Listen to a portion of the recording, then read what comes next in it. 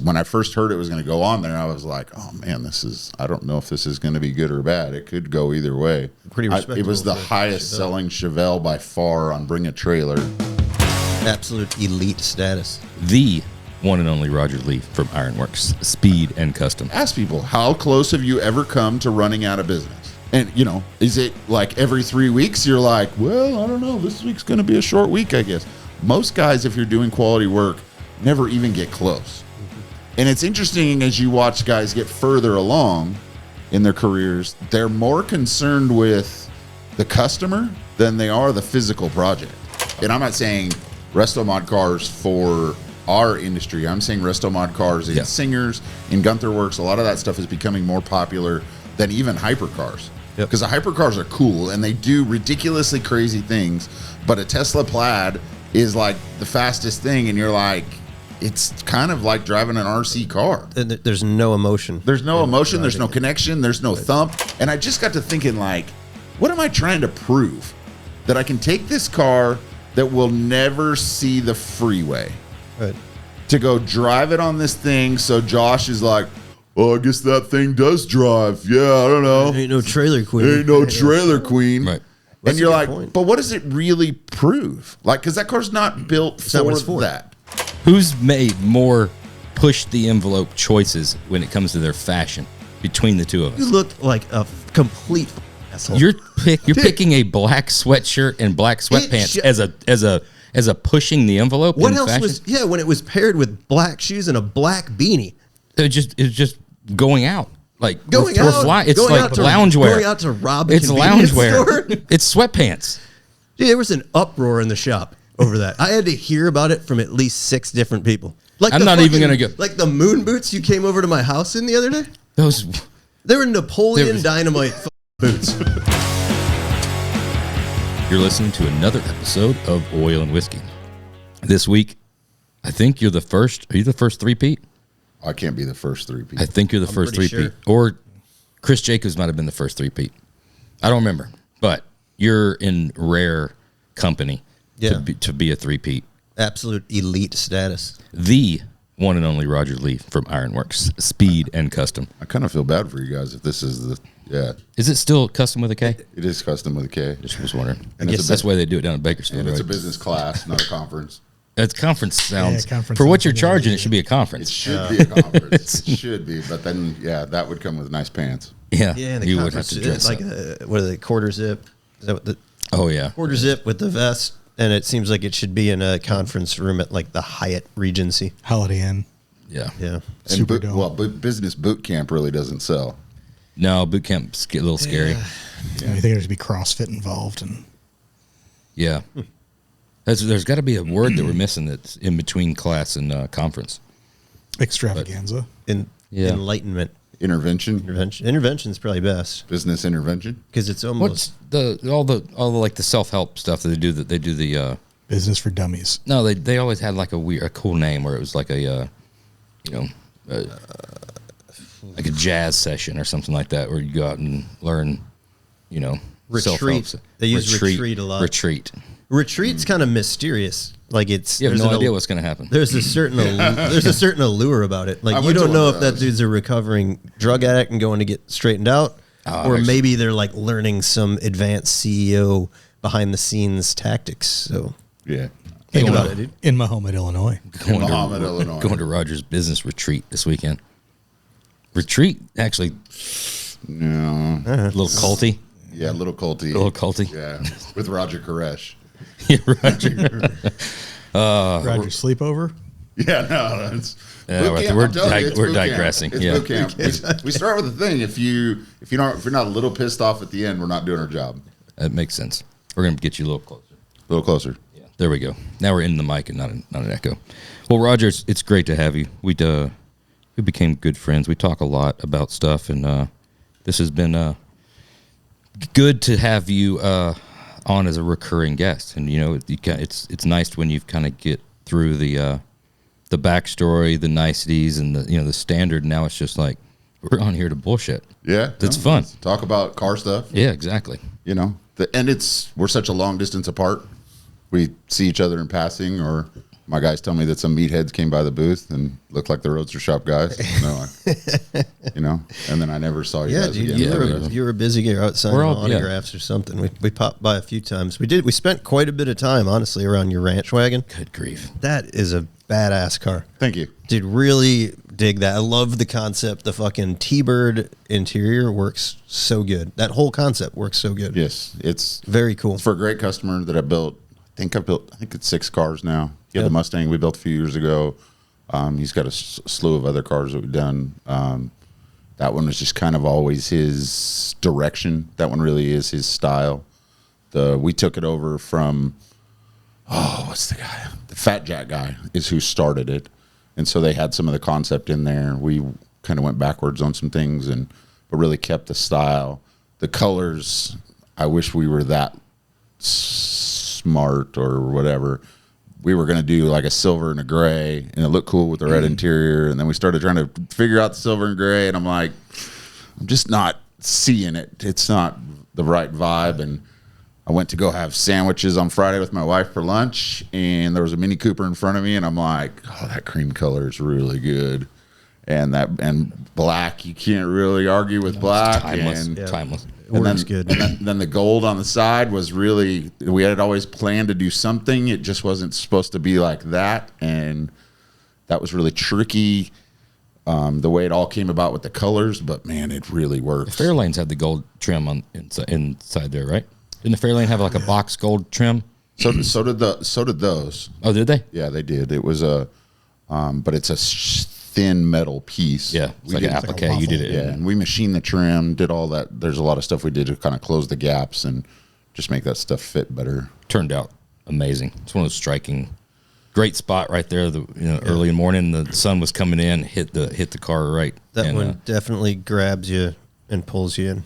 We were stopped by anyway to hang out with you, but like that car definitely, it catches your eye, dude.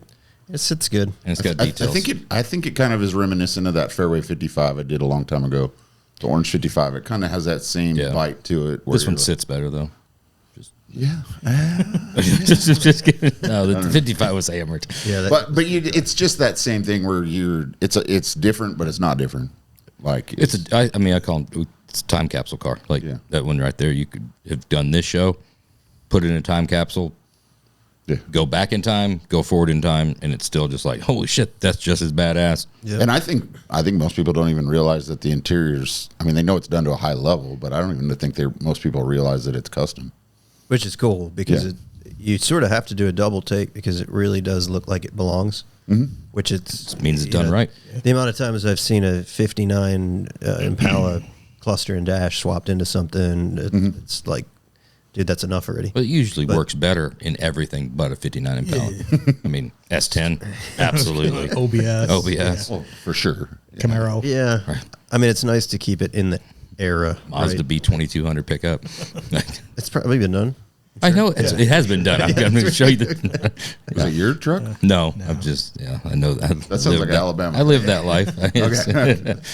I've listened to enough of these to know that that's a possibility. Yeah, it was, I think that truck or that wagon, it's like one of those where you just walk up on it, looks high end. You don't know what was done. You don't know what was original, what was modified, drastically different. It just all goes together. And I kind of call it believable. Yeah. Like it's just believable that my mom would think it's stock. Yeah.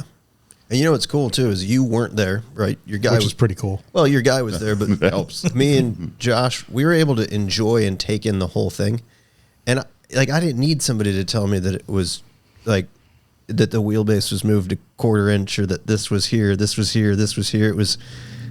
It just kind of like it looked really good. And I was able to take that all in for myself without somebody can walk you around. You're like cringing, like I'm going to say something that's going to offend somebody. I feel like I'm just now you're psyching me out. I'm not. I'm just you could have somebody walk you around like a poorly executed car and show you all these modifications. Those are usually much more apparent. That's a very well executed car that probably has shit tons of modifications that I don't even know what they are, but it doesn't matter because it works. It's just like whatever you did suited the car. And I think it's when you get cars like that, even me as the guy that's the builder, or probably even my employees, they're looking at it and they forget half the things they did because you have to jog your memory to go, oh yeah, we cut that, and oh yeah, where was the stop? Oh yeah, we did do that, because I just call it believable. Yep. Like, Do you think that's more of a car thing, and because you'd rather enjoy the car, or is it because we just don't like conversating that much? We're not people. And here's what I'll say, and this will probably be controversial as well. Oh, yeah. You see, yeah, hard to believe. Yeah, thanks for teeing that up for me. I'm kind of getting. Yeah, You see some smoking hot chick that obviously has some mods done. You can take it in. If she is fucking gorgeous, she's gorgeous. The boobs are in proportion, like just well done, fucking slim, the right amount of muscle tone. You don't want her to come up to you and be like, so I got 50 cc's and look at the lips. Like, you know what I did with the lips? It either looks like shit and you can tell me all about the mods, or don't say anything and maybe it looks really good. Make sense? Yeah, I understand. I get it. there's a saying that I always had with Kenny Davis, and we said he was on the other podcast. That's probably why I don't know him. Yeah. Body shop conglomerate guy, and Yeah, different industry. The Ed Hardy podcast. Yeah, it was With jeans and Affliction yeah. podcast. I'm sorry. Yeah. And we always said that if you have to explain to someone why it's cool, it's not cool. Yep. Yeah. And it makes sense where you walk up to stuff and you look at it and you're like, okay, there's a lot done, but I don't really get what. And they're like, well, this is supposed to be a World War II bomber. Oh, so it's gotcha. But it still looks stupid. But it's, it's kind of that Orange County chopper thing where the guy got it and took the Geico stickers off, and they're like, so why does it have lizards all over it? Like, yeah, well, it was the Geico bike that Orange County choppers did. Oh, yeah. It's Geico. Josh used to do that a lot, like to try to explain to you why it's cool. He used to come in like wearing just something so off-putting, and it would always be explained as, oh, well, Maddox, told me about it. Like, dude, you don't even, like, the college kids, like the high school, Maddox, like, picked these out. Like, dude, it still looks, I don't care. You don't have to explain it to me. It looks stupid. You're honestly saying I've made that many fashion choices. There's been one thing. I wore a puffy jacket that you hated. Other than that, there's been There's been quite a few. There's not. Yeah, there has. I mean, you could probably say the same thing for all the stuff you see in Hollywood when you see these stars wear something weird and you're like, what is that? Awfully glass house. What are you talking for you to be throwing stones in about fashion choices? I guarantee you. Someone who doesn't really know much about glass might not be the best reference. I guarantee you that Phil would back me up on this. If we're going to go there. Fashion choices, who do you think's pushed the envelope more? Like done it well, though. No. Who's made more push the envelope choices when it comes to their fashion between the two of us? Dude, who was it that was just fucking busting your balls the other day about looking like the Wet Bandits? Like, I don't ever finally curate my sweatsuits. A sweatsuit is like something I put on because I'm fucking lazy. That's the worst example. It's a black. It was a bad example. Yeah, it was a horrible example of something fashion. to wear. You look like a complete fucking asshole. You're picking a black. You're picking a black sweatshirt and black sweatpants as a pushing the envelope. What in else fashion? was? Yeah, when it was paired with black shoes and a black beanie. It's just going out. Like going out. It's like loungewear. Going out to rob a It's loungewear. store. That's like it's sweatpants. Dude, there was an uproar in the shop over that. I had to hear about it from at least 6 different people of what the fuck Josh is wearing today. Own it. Dude, you changed afterwards. So I changed my hat. Oh, yeah. To a black hat. Okay. But it wasn't a beanie. Well, sometimes it's the smallest detail. That could be hot. like a fucked up hood scoop, right? It's just one part of the car. That's fine. Not a problem. I'm going to start. Did you guys? I'm going to go back to the library, and then I'm going to continue to start documenting. I wish you would. I'm going to narrow it down to just footwear choices. Like I'm not even going to go. Like the moon boots you came over to my house in the other day? They were Napoleon Dynamite fucking boots. I had to show Phil the picture because it's so bad. They were snow boots for the mud. My wife and snow. I both candidly took pictures of you separately because they were so shitty looking and we were both cracking up. And then shared the pictures with each other later. over the moon boots. Do we have pictures of said moon boots? Yeah. You said, hey, do you want to see my house? And I'm going by there. It's raining. It's muddy. I had nice tennis shoes on, so I grabbed the snow boots that were in the garage just to walk through the mud. It wasn't a fashion choice. That was a choice. There weren't any like I throw like Vans slip-ons on or like construction boots. I didn't have any construction boots in the garage. I didn't want to go back in the house. Were you swinging by the Arctic Circle after that? Yeah. It's fine. Huh. When it comes to footwear, I'm telling you, the documentation I have and what I will continue to have will far outweigh anything that I've done. One pair of neon Vans. There's been 12 pair of neon shoes in the last 5 years. A few. It's been a few. There's a pair of there's a certain pair of slippers. They're badass, dude. They're not. You have slippers? They got skulls on them. The fucking skull and crossbones. So do rings, but you don't see me wearing them all over the place. Richard Rawlings does. He's done well. I know. I think we should move on from this. This is not. I think we were just scratching the surface here of a great podcast. Well, I mean, we keep going. This is how it gets started. This is how it gets started. Where we were at. I'm just glad you guys don't have to try to find shoes in size 15 because you don't have much selection. I wish I could have selection. 15s are probably tough. Yeah, they're tough. That's when they just get to like sports shoes. I've got some. These are I've got some pretty athletic bright shoes. Yeah, I got some pretty bright That's a big old shoes. shoe. Athletic shoes Yeah, in 15. athletic boats. How does that work driving cars? That's what I was thinking. Especially hot rods. It's sometimes you need a special set of shoes. There's shoes you want to walk in, and then there's shoes you want to drive in. My wife's like, "Why are you changing shoes to go drive the car?" You wouldn't understand. You kind of need to. Right? Yeah. Yeah, could you physically drive that 35? No, I can't even. I have to take the cushion out of it, and it's pretty tight. That's no heel toe. That's heel. Yeah, there's another thing that you guys might not be aware of, where your left knee hits the back side of the turn signal lever. That I've never. That obviously, Never? That doesn't apply to me. Yeah. My fucking legs. I barely reach the pedals.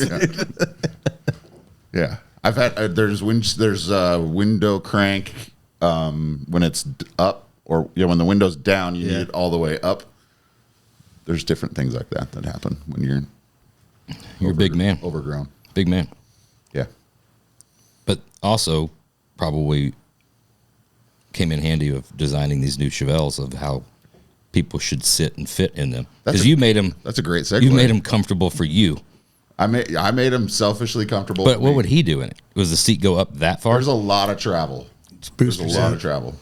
Haven't you ever had that argument when somebody's mounting one of those Yes. Recaro You're like, well, seats? no, but it And has you're to go. Dude, it still isn't going back far enough. But then you can pull it through the core support. Yeah, but it can There's go enough forward But adjustment. look how much further it goes up. It would have been easier if you put it in the middle of its travel and then mounted it there. Yeah. But generally, any muscle car, if you want to get as low as you possibly can, even a guy my size, like you want to get low. We're doing that Roadrunner right now, and the dude's, I think he's 6'4", so he's big, tall guy, and John's working through it, and he's got the seat planted. I mean, the floor drops down in it at the bottom of the rails, seats down in it, and I still sit up and down. Height wise, you sit good. It's obviously way back, but that's one of the good things about the perimeter frames and what you're doing, because you're not confined to the footwells and the stock floor pans. Well, I would think even a stock seated Chevelle is probably ideal for you. I still feel like I sit too high in them. Too high. Yeah, that's my too point. far forward, Yeah, slide them all the way back. even Yeah, I and like that's to be my a little point. hammered down in there. Everybody wants to sit like they're in a Peterbilt a little bit. Exactly. Have a little bit of that. Yeah. Unless you're driving a 5th gen Camaro. And that's the thing that I don't. That's the With the seat all the way up. The belt line on a 5th gen Camaro, like paid attention. or 5th or 6th gen Camaro, like it's It's Kyle's already car. there. Yeah. like you can't Yeah. no matter what you do, it's a mail slot, and you feel like you're sitting down in it like this. And then the damn A pillar is like an oak tree. We had that one. It's 5th gen, right? The ZL one. A fast car, but that damn A pillar is like fucking massive. Yeah. But you are hammered in them. You're down in it. Well, I don't know if you're that much further down in it. car's Or the door's Yeah, just you're that at high normal up. height. The door's up. The door's up. Talking about the Chevelle, right?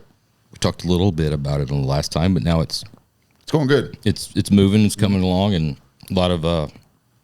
I always thought, like in the initial first 5 cars, like you're going to sell them to people you already know, and we're getting to the point now that we're selling them to new people that I don't know.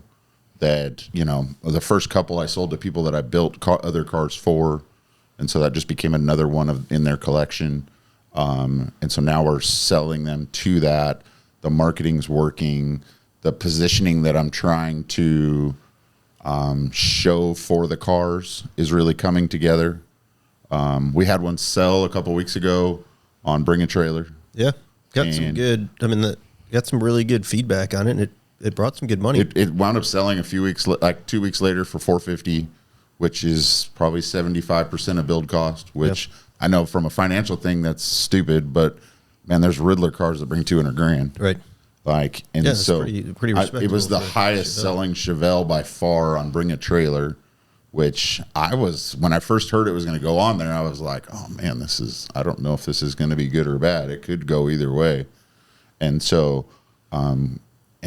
But it, like, to sell at that price, it's funny. It went to a guy that was 20 miles away from Rob, and so the guy wired his money, and his buddy gave him a ride down there to drive it home, and and he called me and he's like, "Man, this thing drives awesome." And I think the presentation they did, the guy that sells the cars that on Bring a Trailer did a lot of the stuff they'd normally do on the premium things, shutting the doors.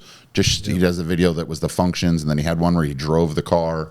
And they had the sounds inside the car and then the sounds outside the car.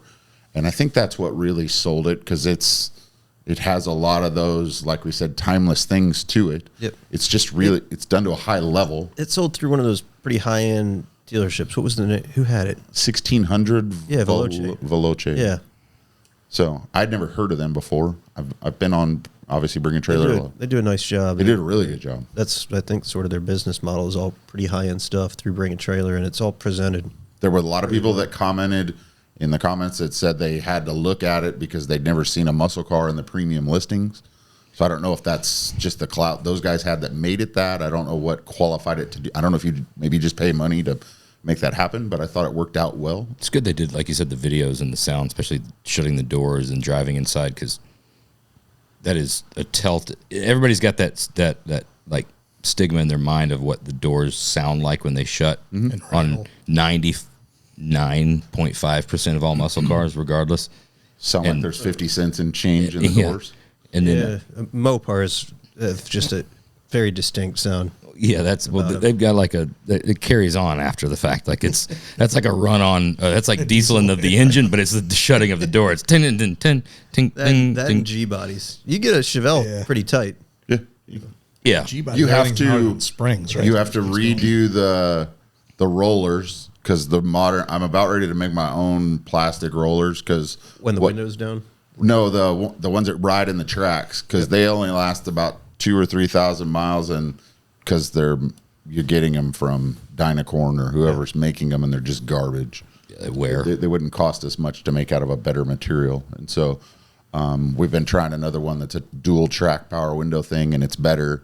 I just don't know if it's worth all the work. If I might be able to fix it with bushings that just fit better.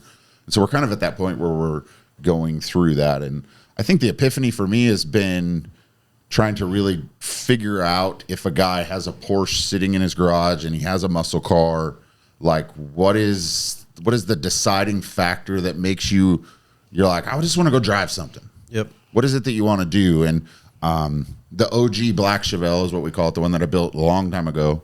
We put a bigger, same displacement. We put an LSA in it with a cam, and was no longer just a crate engine. I've done a ton of crate engines over the years, and it sounds cool. Yep. But when you get to the point where you pull up next to you when you pull up to the signal light, and the guy next to you is like, he can feel that in his car, and you can feel like there's just a muscle car experience. And I can see where these cars are getting to a point where it's similar to the guys who want a GT3 style car or a touring car, because there's guys that are going to want a touring car where they want it to be on the quieter side. They want some of those things, but they want a muscle car. And then there's guys who They don't want the thing to make they think they want it to make 900 or 1,000 horsepower, but most guys really don't want that. They need 550 or 600, and they want it to sound. They want that sound, and they want the experience. And I think, there was a point where my wife, I took her for a ride. We were going to church or something, and I drove the gold Chevelle a long time ago. And I asked my wife just to get her opinion on the car. And she's like, well, because she's just always had a Tahoe at that point. And I said, what do you think of this? With the windows up, it's 105 degrees outside. And she's like, well, I would think this is kind of like what a Lexus is. And I'm like, not really, but okay. But as I got to thinking about it, I'm like, on one hand, that's good. But on the other hand, do you really want to Lexus your Chevelle? That's good. It's a good observation. And so, but I think on one hand you do. And so now I look at, Greg has the OG Chevelle that has the cam, has that thing. That's a chassis that I made a long time ago. Yep. And the steering was always, it wasn't too quick, but if it was any quicker, it would be too quick. And so if you got out of your 2500 truck and drove this car for the first 2 hours, you kind of held both sides. Yeah. And so we slowed down the steering just a little bit. And I think that's one thing that I think is hard in this industry now, is just getting the steering racks to get that ratio right. Yep. There's a few things, and so that's what I've been just really trying to decipher, is that there's going to be guys who, like we had issues with LT motors and power steering pumps with the chassis that we were using before.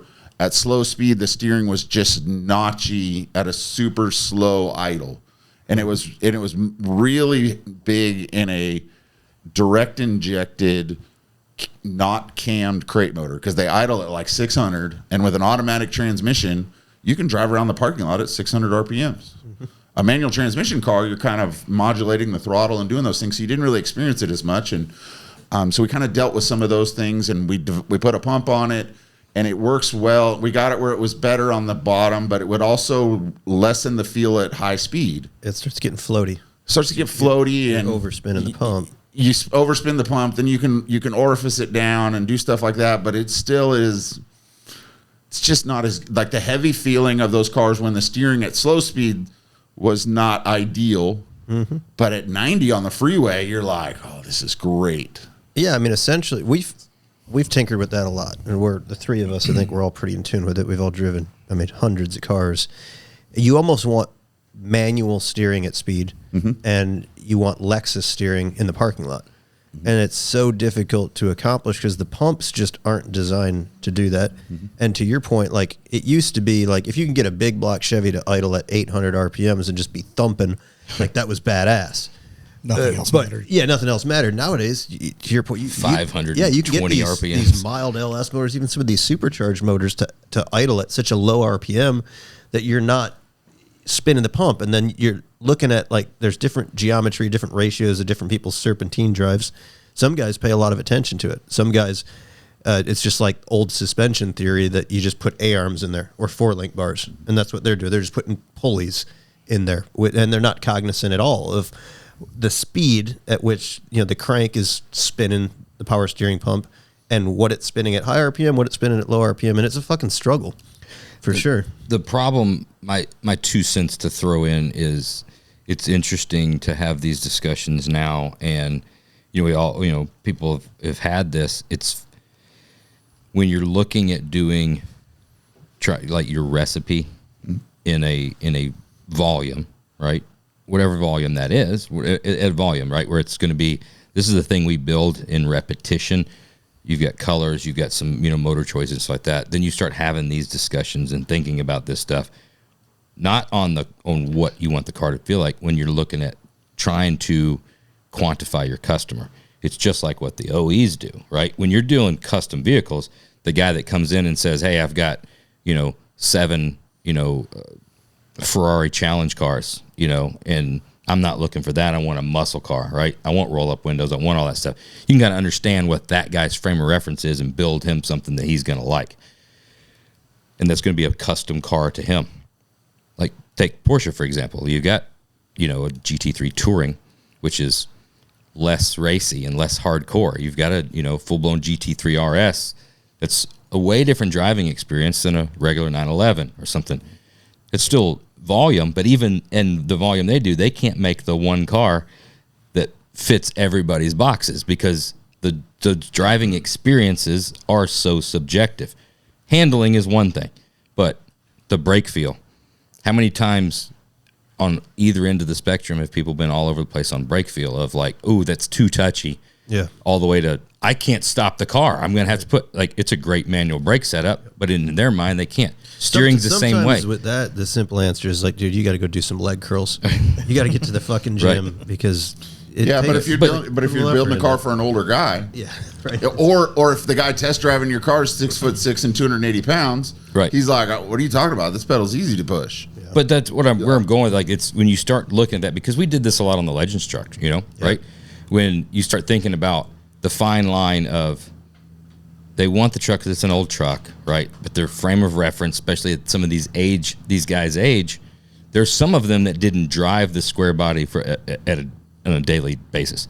They have memories of their uncle or their dad or their granddad or something like that going in the square body, but they didn't drive it every day to have a frame of reference on what it felt like. Or they haven't driven it in 15 years. Right. And they've driven a lot of new trucks. Or they drove it with a 305 in it that did 55 miles an hour. So you start having those conversations of, like, we were talking, you know, even on the tailgate thing, right? We went through back and forth on the tailgate thing, and how many people were like, no, like, I want that weight of the tailgate. I want to know that it's an old metal truck, you know. But then on other stuff, it's, you know, it's like, well, but I want, like, can we get the USB and, like, the power windows and stuff like that? So it's just, I'm not saying there's a right or wrong. It's because everybody's different. And that's what you're seeing in the industry today is, and I've been watching a bunch of YouTube stuff where the resto mod cars are becoming more pop. And I'm not saying resto mod cars for our industry. I'm saying resto mod cars in Singers, in Gunther Works. A lot of that stuff is becoming more popular than even hypercars. Because the hypercars are cool and they do ridiculously crazy things,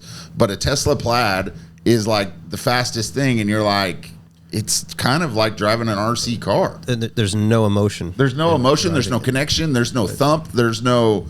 And for me, I would rather have a car that exudes whatever I'm trying to be. When you drive a GT3, you're driving it for that period of handling, and you're driving it for that sound from 4,500 to 9,000. Yep. So that you can hear that.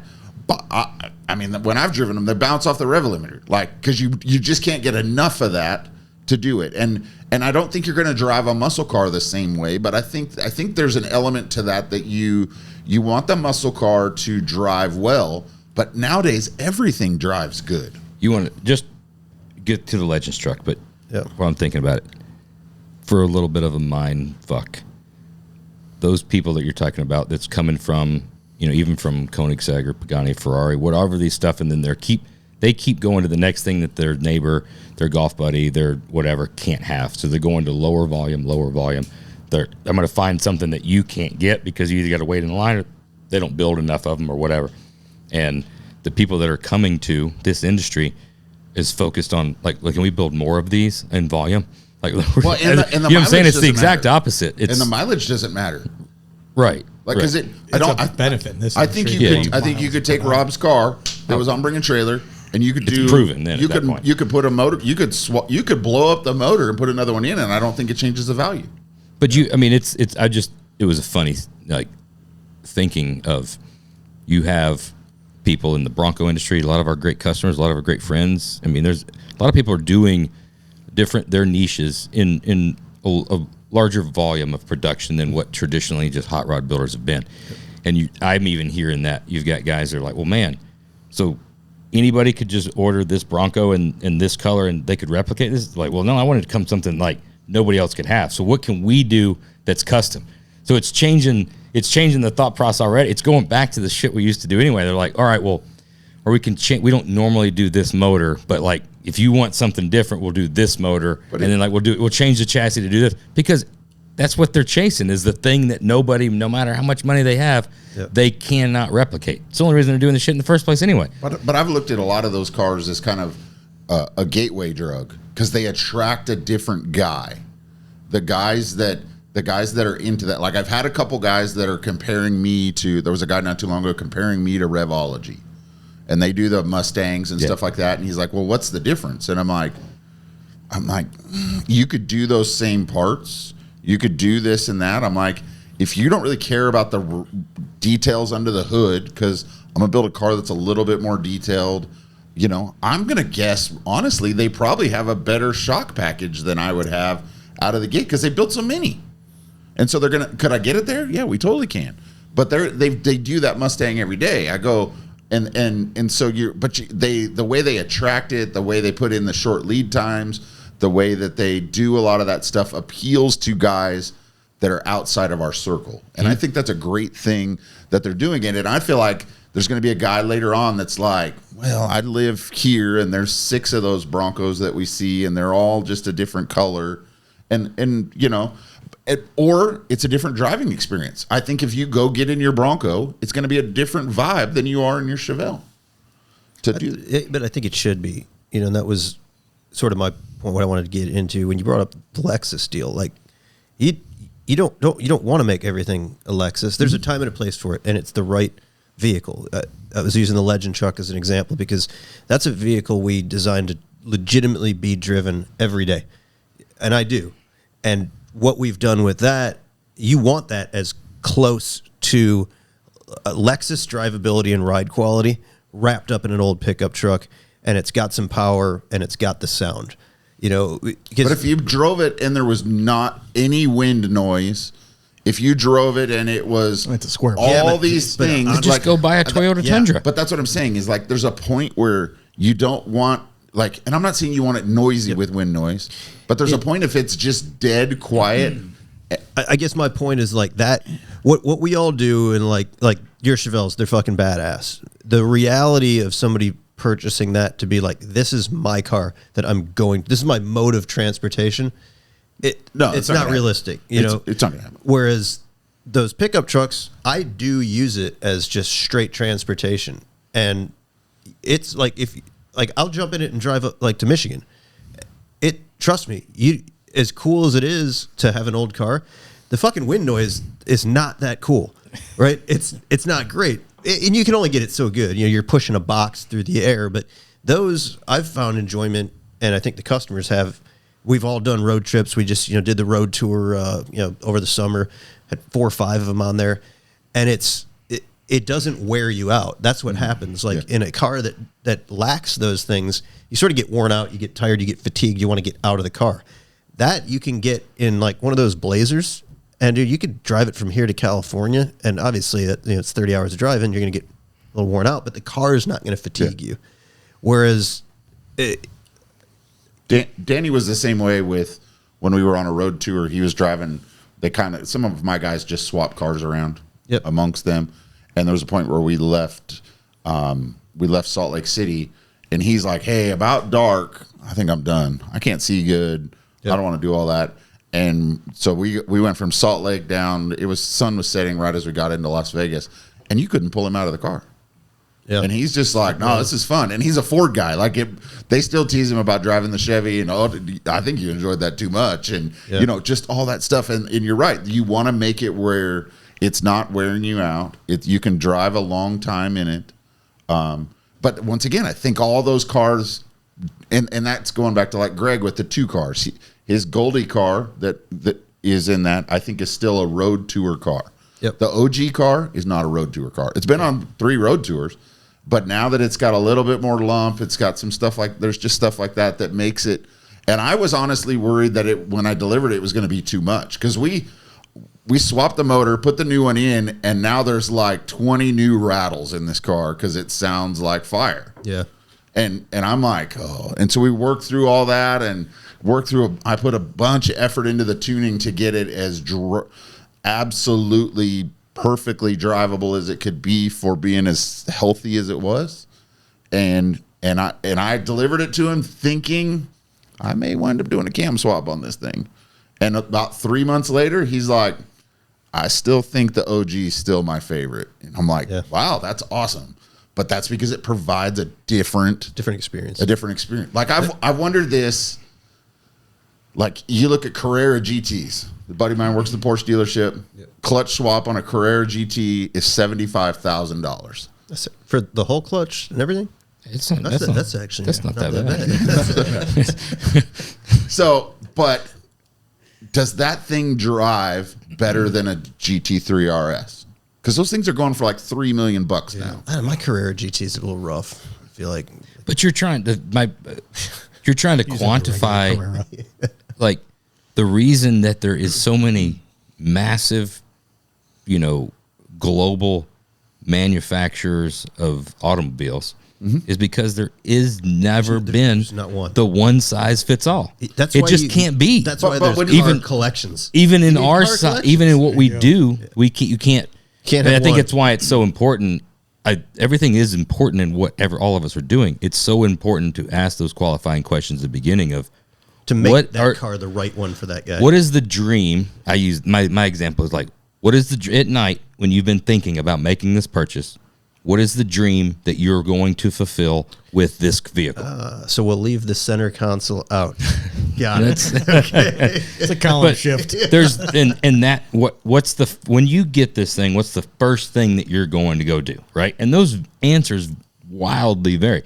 But I'm going to this show and I want to win this award versus I want to, on the weekends my buddy's got some cars and we drive, 2 hours to the lake and we smoke cigars and we do this and we drive back.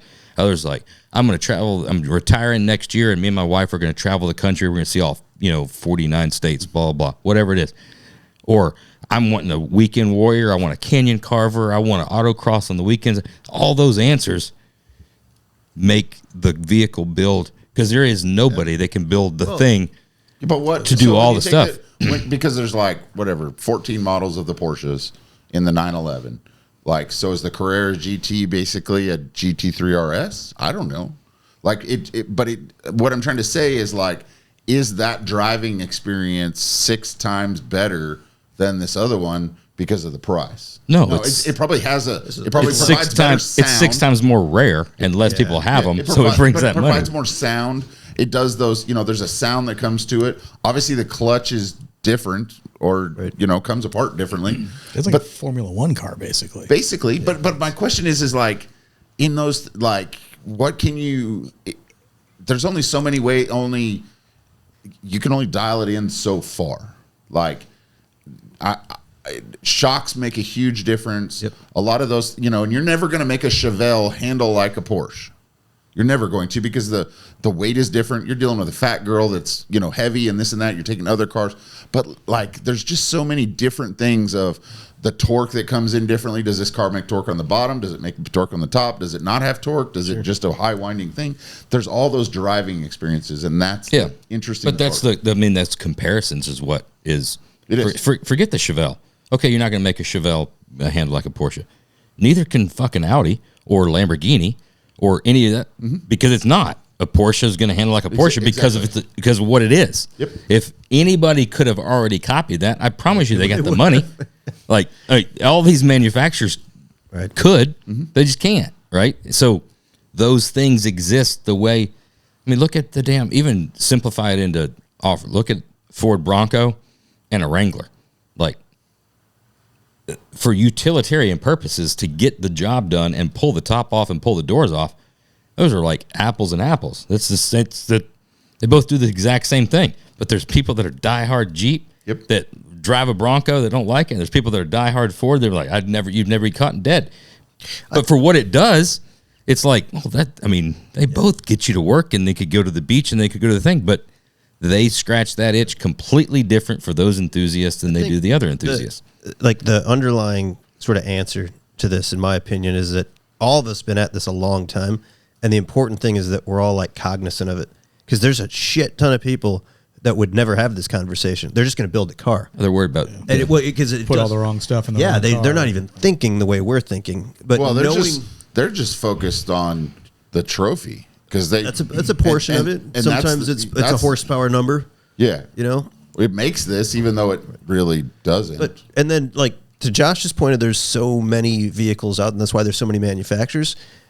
Knowing what we know, being cognizant of it, and knowing how to sort of go down the right path of if if a customer loves Porsches, if a customer loves this, know the customer and then build him that right car. Like, we're building a car for Scott right now. So this is like Scott's 5th car, and he's building a Fox body. So I know Scott very well, and I know Scott, he'll drive that. He wants to jump in that car. He's going to maybe rip it to dinner or just around the block. He'll be in it for 15 or 20 minutes, maybe 30 minutes max, and he wants a thrill out of the car. He wants the biggest smile he can get. Yeah. So for that, I mean, it's got the body's pretty stock. It's slicked out. Dutch Boys just did the paint. And it's got a Wagner-built Windsor, basically a NASCAR motor in it. It's got a solid lifters in it. And most people would balk at that, but Scott's not going to pull the fucking valve covers off and set the valve lash. Casey will send somebody down here to do it. You know, for the amount of time you need to do it. But when you light that fucker up, it's going to be so fucking nasty. It's got 180-degree headers on it.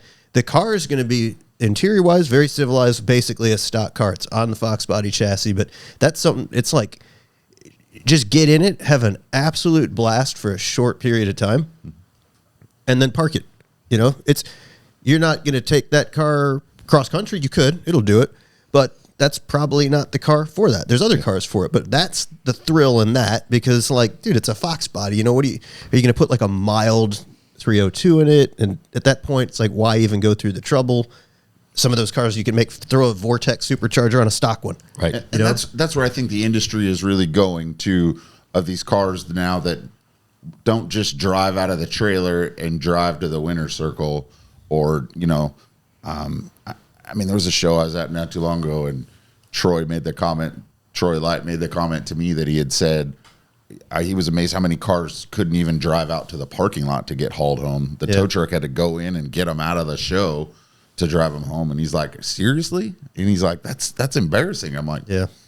I think he couldn't keep paint on his car last year. He showed it, so fast.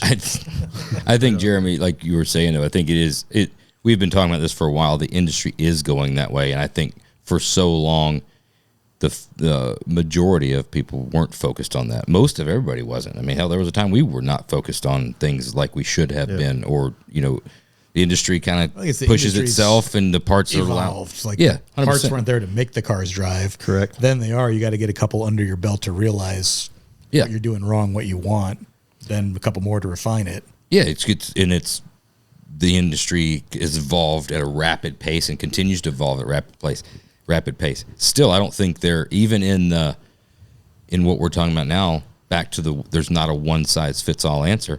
It's not a one size fits all answer to say that every single build out there needs to be built to be driven and driven only, because I think the most important thing is to have that personal relationship, that conversation with the customer, and both sides be honest, the builder and the customer be honest of what do you actually want to do. Because if you're telling me that you want to crank it on the weekends and do blast offs on your property with the grandkids. It got weird. Okay, yeah. What are you talking? Oh, stop! You always give me the hard time about it. Crank the engine. If you want to start it up on the weekends and go out and do burnouts with your grandkids or whatever, and you're never going to drive it, but you want all the horsepower and you want it to be reliable to crank up, and you want a gasser inspired thing or whatever it is. You know what I'm talking about. Or there's other guys. I mean, if you want a 36 Ford hand built fucking Roadster to be the baddest thing in the last 25 fucking years, and that's what you want to do, build them that fucking car like Adam and Troy did. You know what I'm saying? Or you can take the other side of it. So the 35 Chevy for us, we took it to the Gathering of the Rock, and we drove it for like 500 miles in bare metal, thinking we're going to shake it down. And we did, and you did all that stuff. There's a ton of stuff that changes from bare metal to the end result that, you know, is a difference in that. But last year we were going to take it back to the Gathering of the Rock, and we were driving the car. We had put all this PPF stuff on the bottom to try and, I don't know what, trying to not get it scratched up is what our hope was. And we broke something like 2 weeks before the gathering that was terminal. I couldn't get it fixed that quick. And I just got to thinking, like, what am I trying to prove? That I can take this car that will never see the freeway. Right.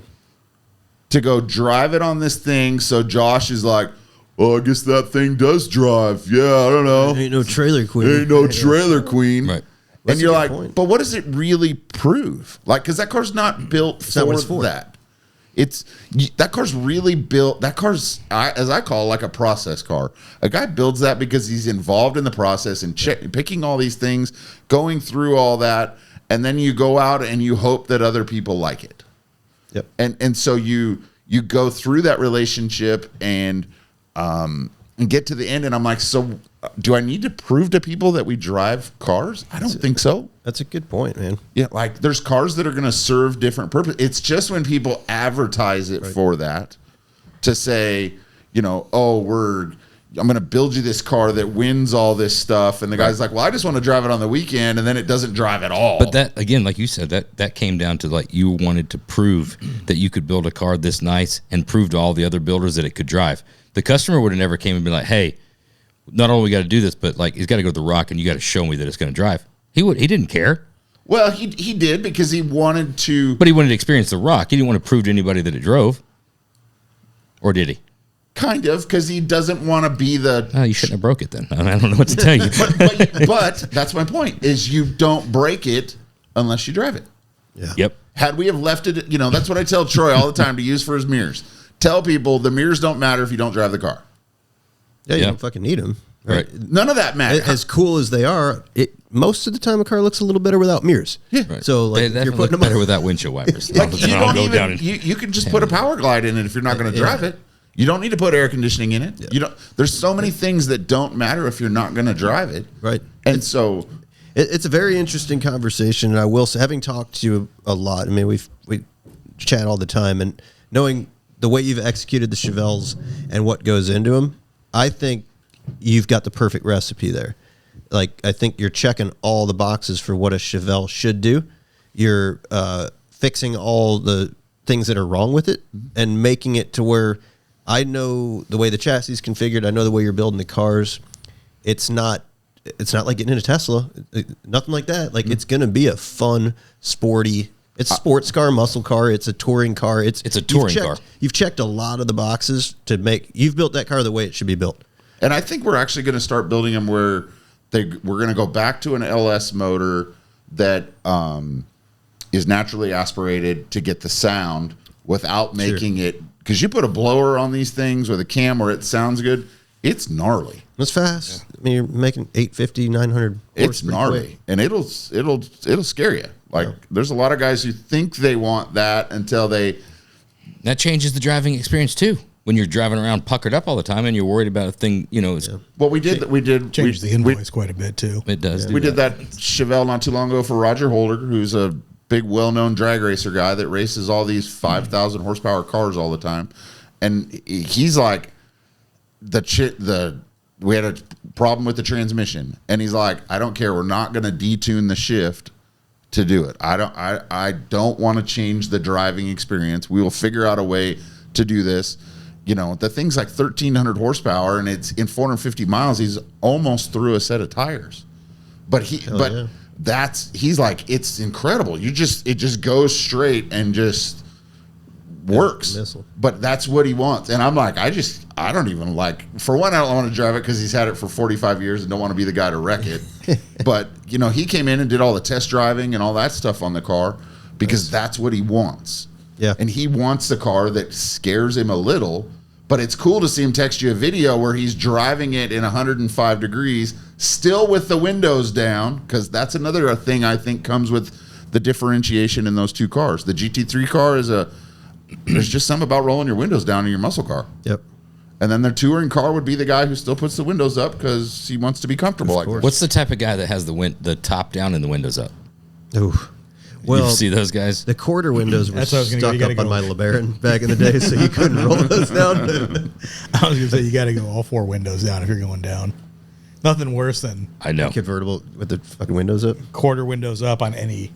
Oh yeah. Oh yeah. I don't think there's a muscle car I drive without the windows down at all times. And I'll turn the AC on.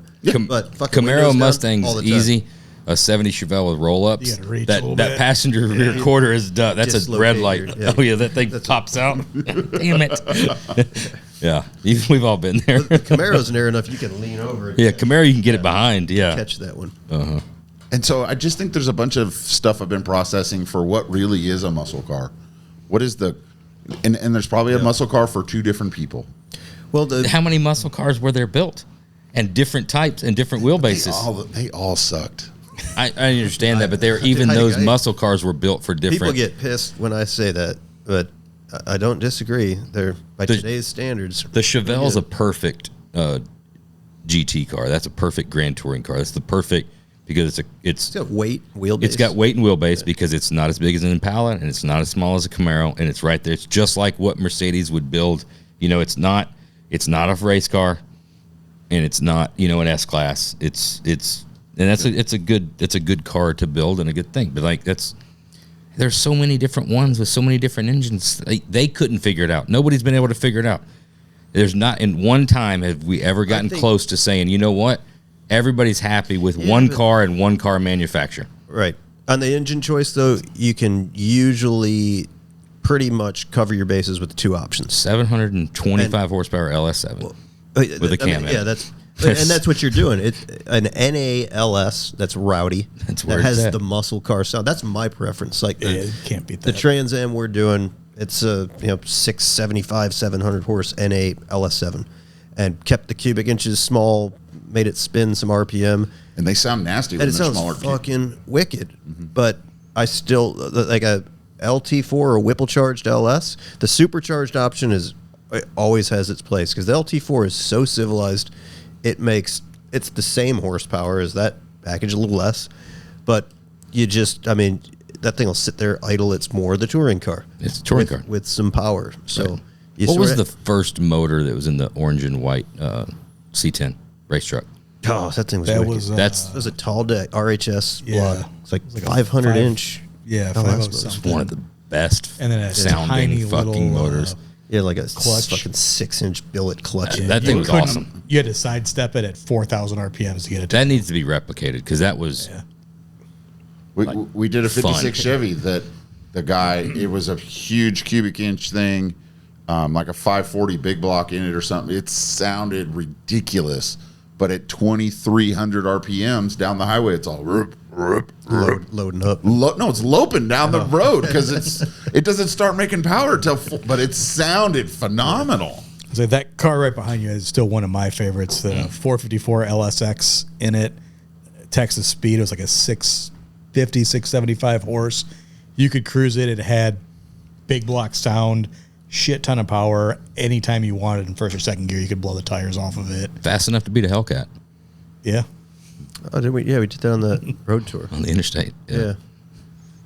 Turns out. In Mexico.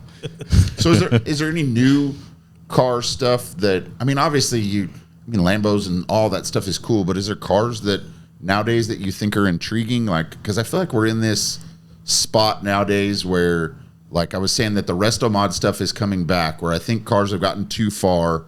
The rental car I got today, it took me 20 minutes to figure out how to turn on the stereo because I couldn't see the part that said double tap the screen to turn on the radio.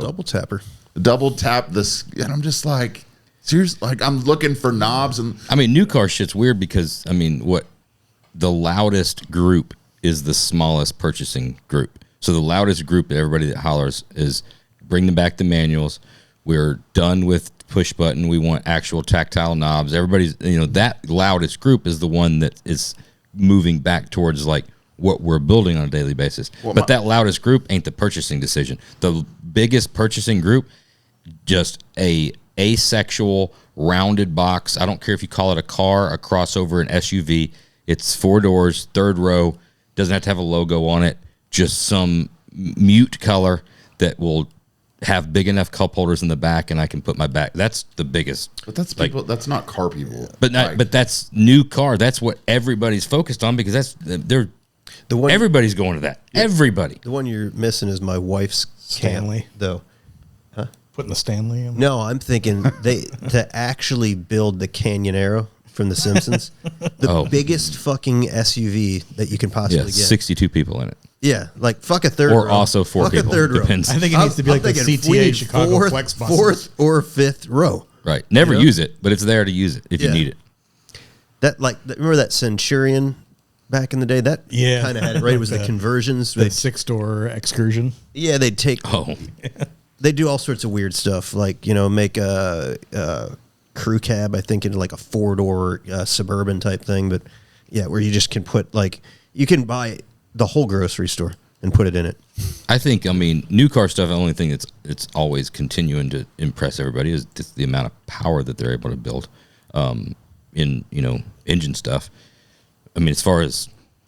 my wife wanted to get rid of our kids are now 9 and 12.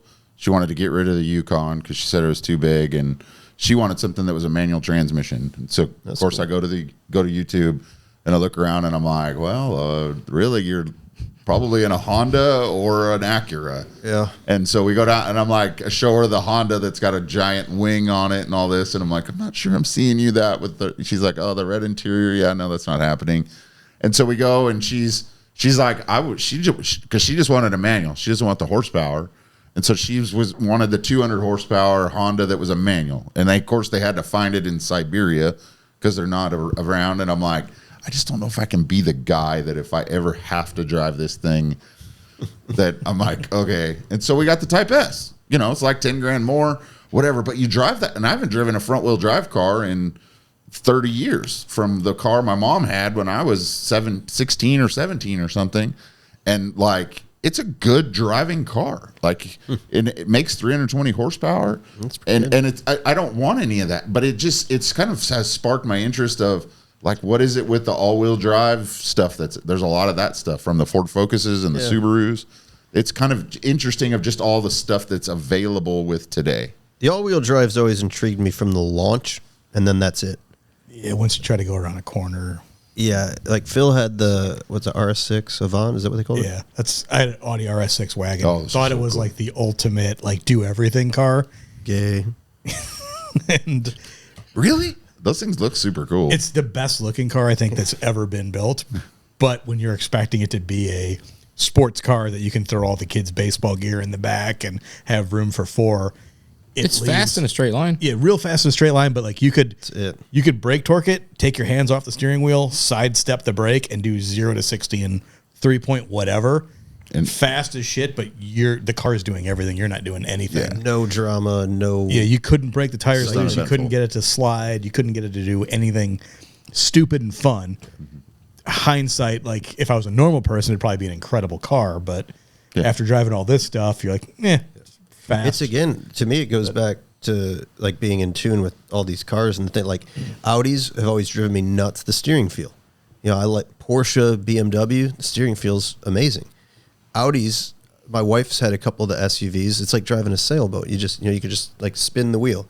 They're one of the few cars that have a negative scrub radius in the front, which is why, there's no resistance in the contact patch on the tire. It's just your wife has one. Yeah.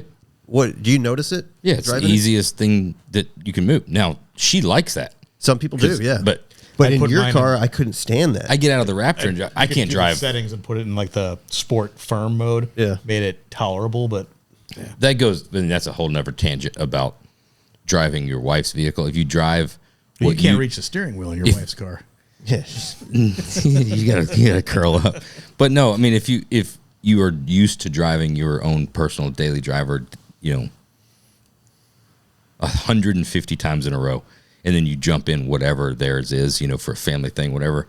And the how you look like you can't drive, brakes are touchy in the steering. You're I'm getting used to it. It's her BMW. It's the brakes were, and I can't stand doing that because my wife's. You jump in there and you're like, shit, it's not what you're used to driving every day. I'll throw a kid from the third row through the windshield. Brakes are just always trying to touchy. slow down 3 miles an hour. But you do take influence from a lot of stuff. Steering feel is always one of them. There's some ride quality stuff that you try to emulate. I'll say driving your C8, the fucking trans is amazing. That's got to be good fucking trans. The most wild experience that it's literally like a video game. It's almost too good that you have so much confidence in the little bit I drove it, but the sounds it makes. I found out there's a couple settings that will make you not have that confidence. But do you still have the confidence? It just out-confidenced you, or does it? No, I don't have the confidence anymore. If you put it in those modes, get looser. You need the babysitter. The shifters. I mean, yeah, the trans is still great. However, the trans seems way greater when it doesn't blow the tires off in like second, third, fourth, and fifth. So if it does that, then yeah, you're not experiencing it the won't fast. Keep up with it, or no, it just blows the. If you take all the traction shit off, does it manually shift faster than a 10-speed? Because the 10-speeds are not the fastest. It's like a Formula One car. It's instant. F1 car. It's instant. Yeah, it's it's a Z06 or a regular C8? Z06. Okay, yeah, bitchin'. It's a. So have you guys done cars with the 8 HP? Yeah, we got a truck C10. That's right. Which I love it. The 8 HP is probably, in my opinion, the best auto that you could put in something that you're putting power to. We're fixing to find out how that new one from Blueprint feels. That's the ZF only one. Yeah. It's going to go in. So you're doing the 8 HP 90 or the 70? It's a 90. Yeah, we did a 90 in that C10 out there, which is not wildly supported. You know, the 70s a lot more common, but it's on that Turbolamic TCU. Bowler put the package together on it, and I mean, it's great that like it's got like tap shift. You know, you can bang gears in it. It's super predictable. It's, you know, on pump gas, it's 850 horse 2.9 Whipple Wagner motor. Make 1,000 probably on E85, but that is the transmission. Yeah, everybody's going to that. Autos, big horsepower autos with especially supercharged motors, can be frightening. You get yourself into a lot of fucking trouble with one because they're often so unpredictable. It's that you can get yourself in trouble with an LS3 430 horse and a 4L60. Yeah, when you put 15-inch fucking tires on it like that. That Mustang 4L60 will just it gets you the that lag. downshift, and then you're like, yeah.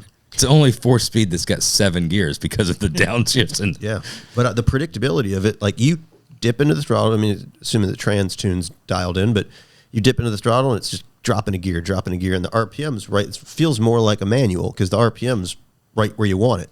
You don't want to let that thing build a bunch of boost and then the trans catches up and then the tires break loose and then you're in the fucking median. You know, that's what happened to me on a road tour in that blue wagon that I think Dave has now. Yeah. We're following some hippie through Oregon at like 35 miles an hour, and there's been a line of traffic, and now it's my turn to get it on. Show everybody. And I had my kids in the car, and my wife's but there's like that point where you can't just get it to. You're like, I just want a couple gears. Yep. And you look over and you're doing 110. You're like, my wife's like, "What are you doing?" I'm like, "It's a 35." I'm like, I'm just trying to get around the hippie. But it just downshifts and is gone. Yeah. Even like the engine braking on the way it shifts is good. Because a lot of those autos too, they just freewheel. Yeah, it just holds the gear and the car. Like you get off the throttle and you do one of those pulls like up to you're going up to 120, 130 miles an hour and you get off the throttle and the fucking car's still like picking up speed. Especially LT4. That 8 HP, it does a nice job of like you get off the throttle. It's got some engine braking there. It drags it back down. It's all on how you tune it. Feels like a manual. Yeah, but you got one in something, or are you looking to put it in something? I want to put it in some things. I got a truck from a buddy of mine, and I decided to. I ordered a chassis from Rob at No Limit because I wanted his race car because he's the autocross king for trucks and stuff. So I wanted that deal, and I wanted whatever he was. Whole thing out, right? Yeah, we can edit it out. It's fine. But I wanted to try a whole bunch of stuff. Yep. And I want to make it like not normal, like of trying to make I'm putting super small brakes, doing all the things I can that make it just to try things. I want to try driving it with the hood off, just to see what it does to air intake temperatures. I wanted to probably lowers them. Probably does. And so, but because that's a huge consideration with those blower motors. Yeah, like trying to they build heat. They build a ton of heat, and so. But I want to see how the car feels differently. Sure. Like I wanted to do it with a truck because everybody thinks, a truck can't hook up because it's a truck. You got to put 500 pounds of kitty litter in the back of the truck to go race on Saturday night. Well, yeah, you do in a new truck that's designed to haul weight, but not doing that. And so I just wanted to try something that was like not in his mind. Yeah, it's meant for the street, but it's not meant for the it's not meant to be. It's not. I'm not trying to build a tour. I'm not trying to build the touring car to do that. Yep. And so I'm putting the 8 HP in it. I'm doing a 70. Because I go back to some of these cars once again with the big superchargers with a clutch. They have that huge dual disc clutch. Yeah. And there's a ton of guys I built LT4s for. They could have totally gotten away with a single disc clutch. Now seeing the way that they drove it, seeing all this other stuff. So you're not trying to move that clutch pedal 4 miles or have a clutch that's super stiff to push so that it's not a long distance. And so I've just been seeing that, and I wanted to try the 8 HP, especially after seeing there was an Autotopia video where the guy had put the 2JZ motor in a 240 Nissan or something, and he had the paddle shifters on the steering column, and he had the sequential type shifter. Obviously, it's electronic, but he's up. What is he? He's downshifting here and upshifting here, and keeping one hand on the wheel to do that. And I'm like, man, that's Like just riding a fucking Triumph. You can get the electronic clutch pedal in them too if you want. Yeah. It's just interesting to try all those things. Yeah. And so I just wanted to try something that was crazy. Something I'm not trying to put cool wheels on it. Sure. I'm trying to do a lot of stuff it's got a super wide track width. What year truck did you say it was? Like an 82. Well, that Square body. electronic clutch pedal, you talked about that. That'll allow you to slip it too. Yeah. It's progressive. Yeah. I've never driven one. I've researched it a bunch, but guys use it like drifting. What do you do with your hand when you're working that clutch? You know what I'm saying? Like you're so used to. It would be it'd be a little like a muscle memory, right? What do you mean? Yeah. You mean for the shifter? Yeah, because you're saying pushing the clutch. Yes, if you do an electric shift, exactly. I mean, it'd be quite the. Your hand's like, what am I supposed to do? Like, I mean, they're not really clutching them on shifts. It's like launching. Guys are clutch kicking them to drift them, stuff like that. I understand, but yeah, it's weird. As soon as that left foot goes in, you're expecting to do something with your right hand. Yeah. So the car my wife got, she went to go take my kids to school the first time, and my kids are like, "So you got to do that thing like all the time?" She's like, "Yeah, I love it." And they're like, "You're weird, Mom." Like, it's a good driving tool for learning to drive. I feel like that's something nobody does anymore, but it definitely keeps kids like focused on. My wife thinks that the kids should be driving manuals. So they can't text. I've been driving it my whole life, so I could be sit there and I'll have my coffee, like I'll lock it in my arm, I'll reach over, I'll shift with my left hand, and then I'm fucking texting. I got one hand on the wheel, shifting gears, but that's an experience, It's like driving one of those old Peterbilts where you're like, it's 30 years of experience. Drive a Honda Civic when you learn, if you've driven it for so long and you can get it right to the certain RPM or whatever. You don't need to clutch it. No clutch, and it's just a bump with the elbow while you still got your cell phone in your thing and hit clunk, clunk, clunk, clunk. And I guess that's what I'm saying. Like it's a really exciting time with everything that's out there. Yellow. It really is. There's a lot of great, cool stuff of parts and pieces and things that are. I mean, have you guys seen the Mason Motorsports guys? They build trophy trucks in Southern California. Crazy have you stuff. Those portals. The portals are cool. Portals. The trailing arms. The trailing arms where it's 2 differentials on each side. Do you know where that came from? A fucking conversion van. There was a tractor thing. No, there was a van that was done that. I think General Motors did it originally, and that's where the concept came from. Yeah, Google it. Google it. You can Google it if you want. I believe you. But it's nuts. I saw the picture of the rear axle because it's differentials on each side, and I'm like, but there's nothing connecting it. And then you realize it out at first either. Yeah, it was. Yeah. And then you go like, oh, so it allows the truck to sit lower because the driveline doesn't have to go down the middle or be somewhat offset. Like it's way offset. So now the truck can sit lower and have more travel and all that. And you're like, those guys are like. I mean, essentially, you could put them outside the truck. I mean, the wheels could go past it. You don't have. They are technically because there's a carbon brace right. connecting both sides. Yeah, you don't have the CV like way at the back at the highest end of the travel. Yeah, you don't have anything. Yeah, and then they put the gear reduction in the front in the portals. Yeah, it's nuts. That's what's always intrigued me about like doing aftermarket all-wheel drive setups. It's just my mind and like thinking through all the scenarios of the crazy things you can sort of concoct to do it. Mm-hmm. There's a lot of cool parts out there. You know. Well, now there's years ago I did my truck chassis with the transaxle. I did a couple transaxle cars, but really only one got to the end, which was mine, and it was too nice to like you talked all the smack that you're going to go drive it and do all this stuff. but then you wind up selling the truck and you show the truck, and it drove fine, did all that stuff, but you never really got to experience having the weight in the back. And now I just feel like that stuff's just easier to do now. Like There's still not on the all-wheel drive. I mean, just because of physics, there's still not. It's not the solution. There's not a normal track width, normal hood height, V8, and a way to get steering, drive shaft, diff up front. It's just not in. It's definitely not in product form. Like there's you can one-off it. It's just. If you can get rid of the passenger, too many of the things want to occupy the exact same space.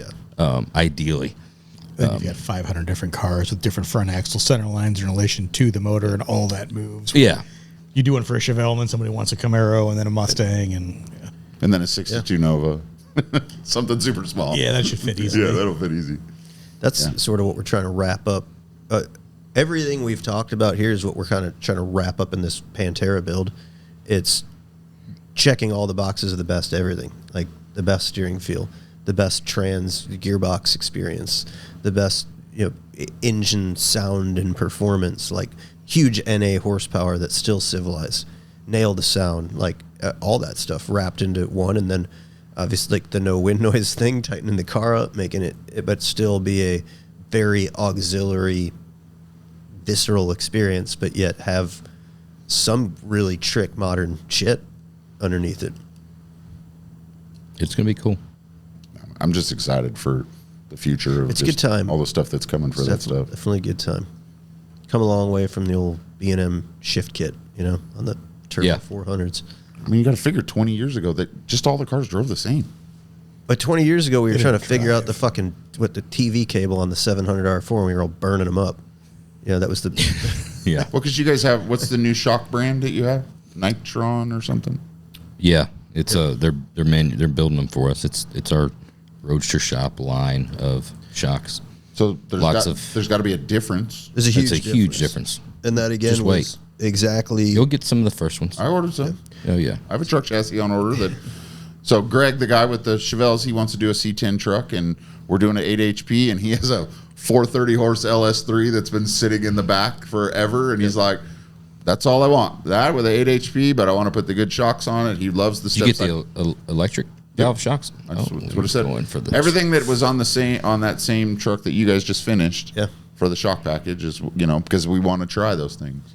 And that's, again, it sort of goes against everything we were talking about, because that gets you like the one car. It's right? starting to get there. It takes you from, like, you want that touring car, you hit a button, it's the touring car. Mm-hmm.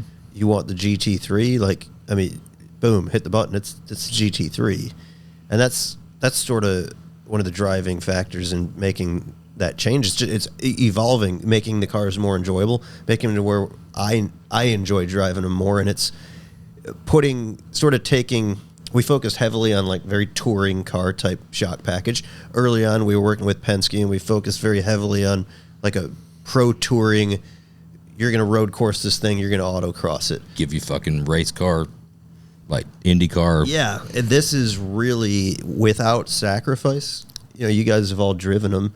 Without sacrifice, it really is the best of both worlds. Where we're running, we could run crazy light spring rates, 150-pound rear springs where we were running 350-pound rear springs. So ride quality is killer, but it's still the valve stack in the shock supports the car. The performance is so good that you're not giving anything up. You don't need to run 650-pound rear springs.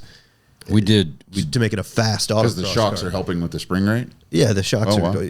Just the way that they're valved, the way that shock's designed, you're dropping serious rate in springs.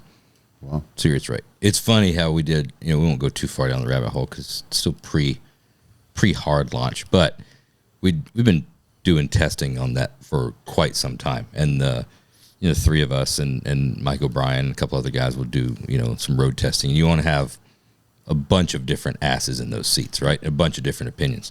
And the three of us, like, well, I know we don't like to like talk to each other until after all the stuff, right? So it's neutral opinion. So it's like I drove it, it's done, and then I remember the final time where it was like it was 99.9% there before, and it was that one. You know what? Like let's and that 99.9 went to like 110. I know that's not a thing, but it did. It really did. Mm-hmm.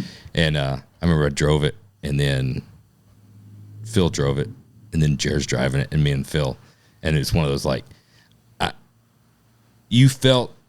I felt so good about it, and I was so blown away about it that I was almost like pulling back because I'm like, man, I might be an idiot. Like, it might not be that good. And then I'm like, Phil, I'm like, that thing's pretty nice. He's like, yeah, like you instantly, we got two little spots. Like, one is the very first transition coming out of the driveway, right onto the main road.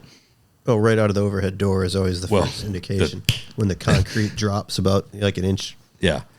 And so it's kind of like, and then like 30 seconds and it's like, that shit's ridiculous. It was absolutely that feeling like, when what was your 10 for a while, maybe even a while, and then all of a sudden you get in and it's a noticeable difference. Like as soon as you go over the first bump and you're like, yeah, I've had that happen with a Bowler transmission when we've had it blueprinted.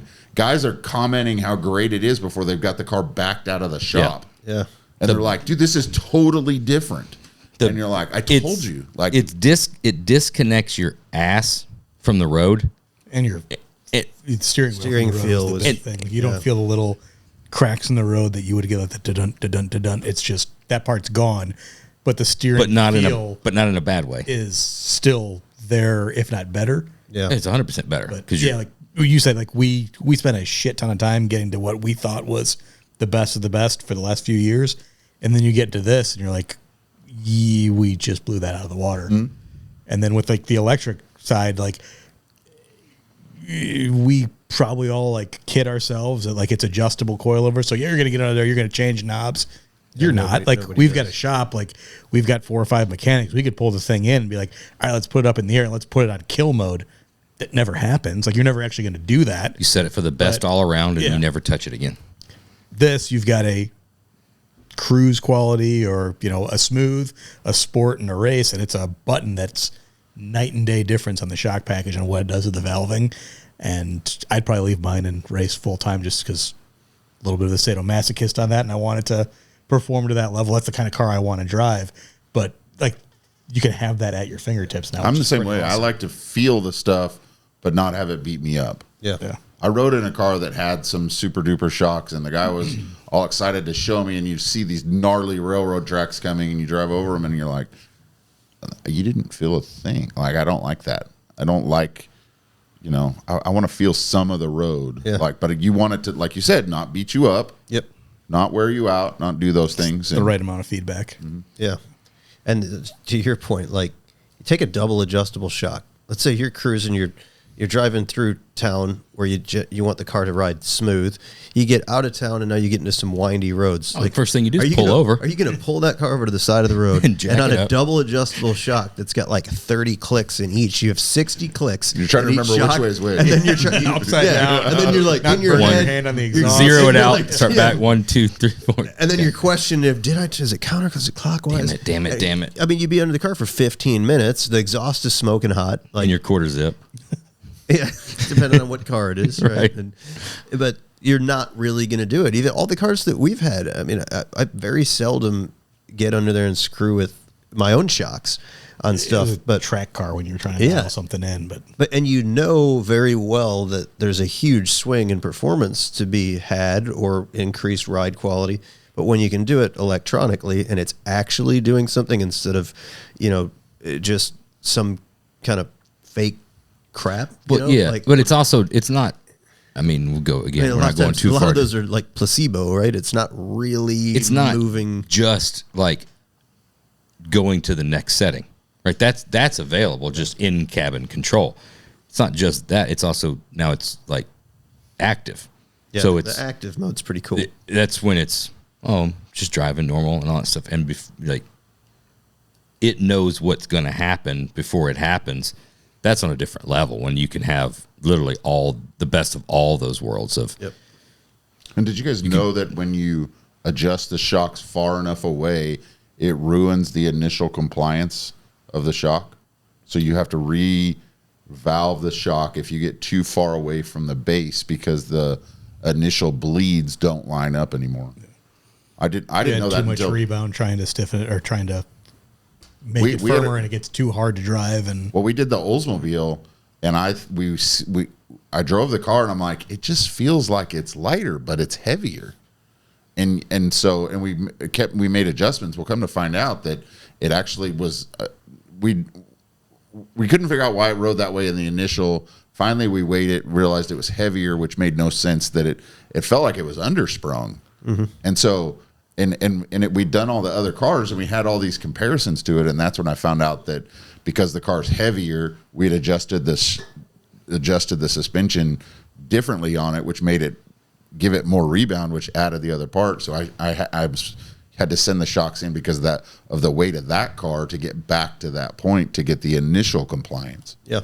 I had no idea that the bleed made so much of a difference just in that initial compliance. Yeah, bleed's big. They bleed, but honestly, the spring rate's huge on everything too. Like 50 pounds can be a huge adjustment. 25 pounds.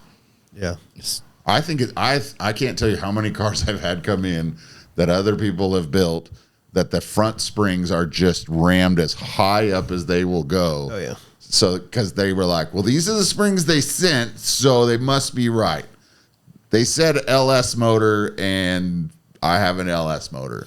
I mean, it was a learning experience, a huge. I still have to run to Jeremy on about all of them, but you adjust rate to keep the spring at a suggested length to keep the car at the right height that you wanted, in my mind. Right? Yeah, we use a percentage. The availability of spring tuning on preload and lengths and lightening and cheating it this way and not cheating it, but the playing those games to be able to get the car to do different things completely blew my mind. I understand how it is a thing in the race car stuff, but in this kind of thing, I was like, seeing it firsthand was a complete, and it's difficult because back to volume, like there's no possible way to send every single chassis out there and nail every single spring rate for every single type of build and every single type of driving experience and every single type of motor that's going to change 3 times before the car gets built. Like there's just no way to hit it. Whatever. It sucks. I wish we could. But it makes such a difference. And we try, bars. Sales guys try to do a good job, and we definitely deal, with a lot of our volume customers and stuff. And, the guys that know, it's like one of those things like, hey, once the car's driving and done, like our relationship's not done. Like call back. Yeah. It's doing this. Hey, I'd like it to do this. Is there any way to do this? I mean, we've seen it all, and it happens. I mean, we've done most of all the mistakes ourselves, which is why we know the mistake if there is one, I mean, it's not. That's what's been cool about the Chevelles is that it's the same thing. So we've gone back and done what we did to number 5 back to number 1. And we've been upgrading the other cars. And before you're like, well, you get this one done and like it weighs this much in the front, but it's this or that. Like there's just common differences in things, and you really can't. You don't really know. You're like, well, this one rides better, but the wheelbase is longer. Do you realize how many times, with the amount of chassis we've got and the amount of custom cars that are being built, do you realize how many times a year that springs are painted to match the color theme of the car? No. It's done. And then they have no idea what the spring rate is. Well, that was my next question. Do you think they have any idea what the spring rate is? Good thing. Well, it's 4 springs. Yeah, we document it, but you also don't know if they've got the backs on the front. Well, that's where I was going. Man, this thing is hammered. In the front and stiff as shit in the back. Yeah, I cannot get this thing to ride height no matter what. Tell me what's the rate you've got on it? 650s in the back. Well, the first thing is it's always in the front. Hey, what's the rate on the front spring? Oh man, how do I tell that? Well, it's got a number on the back of it. Oh shit, I painted the springs. We can go ahead and swap them. If you painted the springs, on the number, I'm telling you right now, just go ahead. Coil diameter. I know, but I'm just it's. Well, I've had a bunch of cars where we have raised the spring rate to make them ride smoother. Yeah. And the customer's always like, what did you just say that again? No, I'm going to put a stiffer. No, don't put a stiffer spring on it. Yeah, no, it's already ride stiff. You're like, I'm telling you, there's no suspension up front. It's just in coil bind. Yep. They've just there's no more threads left. That 8-inch spring is about 4.5 inches long. By going to a stiffer spring, we're going to give you suspension. Actually, have a spring. Yeah. I was just looking at that on I sent it to Phil because I think we all fuck around on Bring a Trailer a lot, right? And you look at cool Pictures. stuff. I was looking at there's a Countach on there right now, so there's a bunch of undercarriage shots of it, and they've got 4 coilovers I think on the back, and rear coilovers, front coilovers. You could tell they're stock, like they're weathered, like they're stock. Full coil bind on all 4 corners. I love those pictures when you see the custom cars in the magazine. Like, this is how it came from Lamborghini. Right. Like clearly, it's not been screwed with.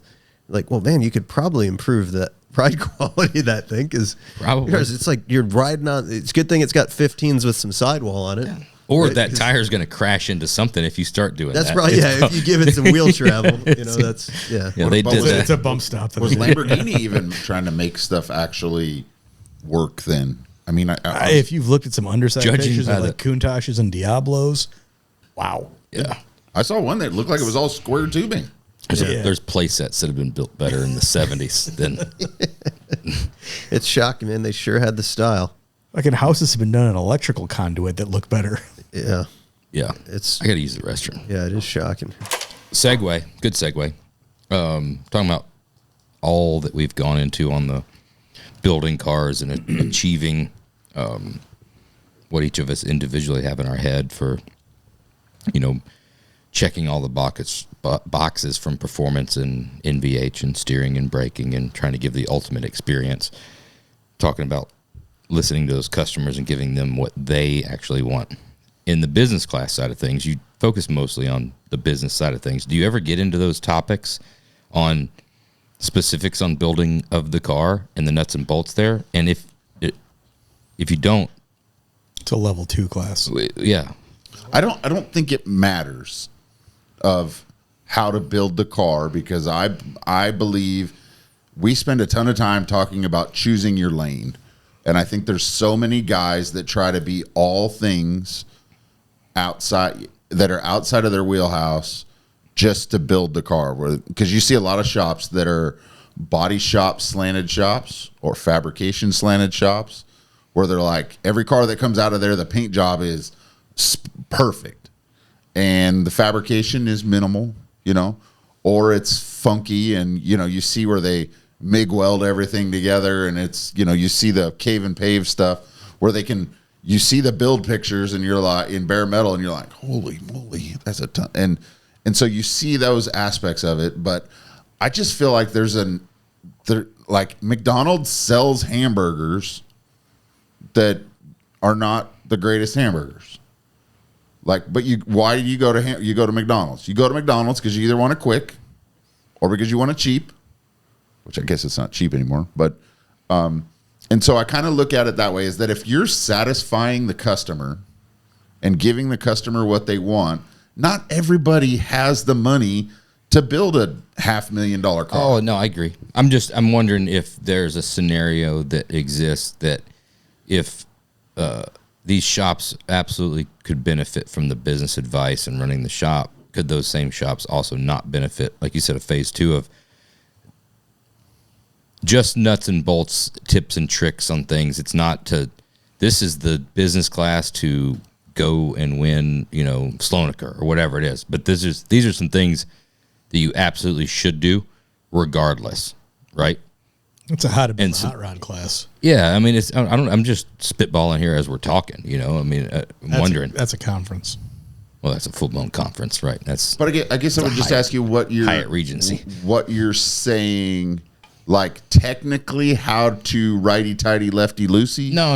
I mean, it's all the things that we were just talking about here and the things that... Sort of reading the customer, trying to deliver yes, we go through the right car for him. We start the class with picking your lane. Because so many guys... I feel like there's one of two things happen. Is either you pick your lane, which Dave Lane picked his lane.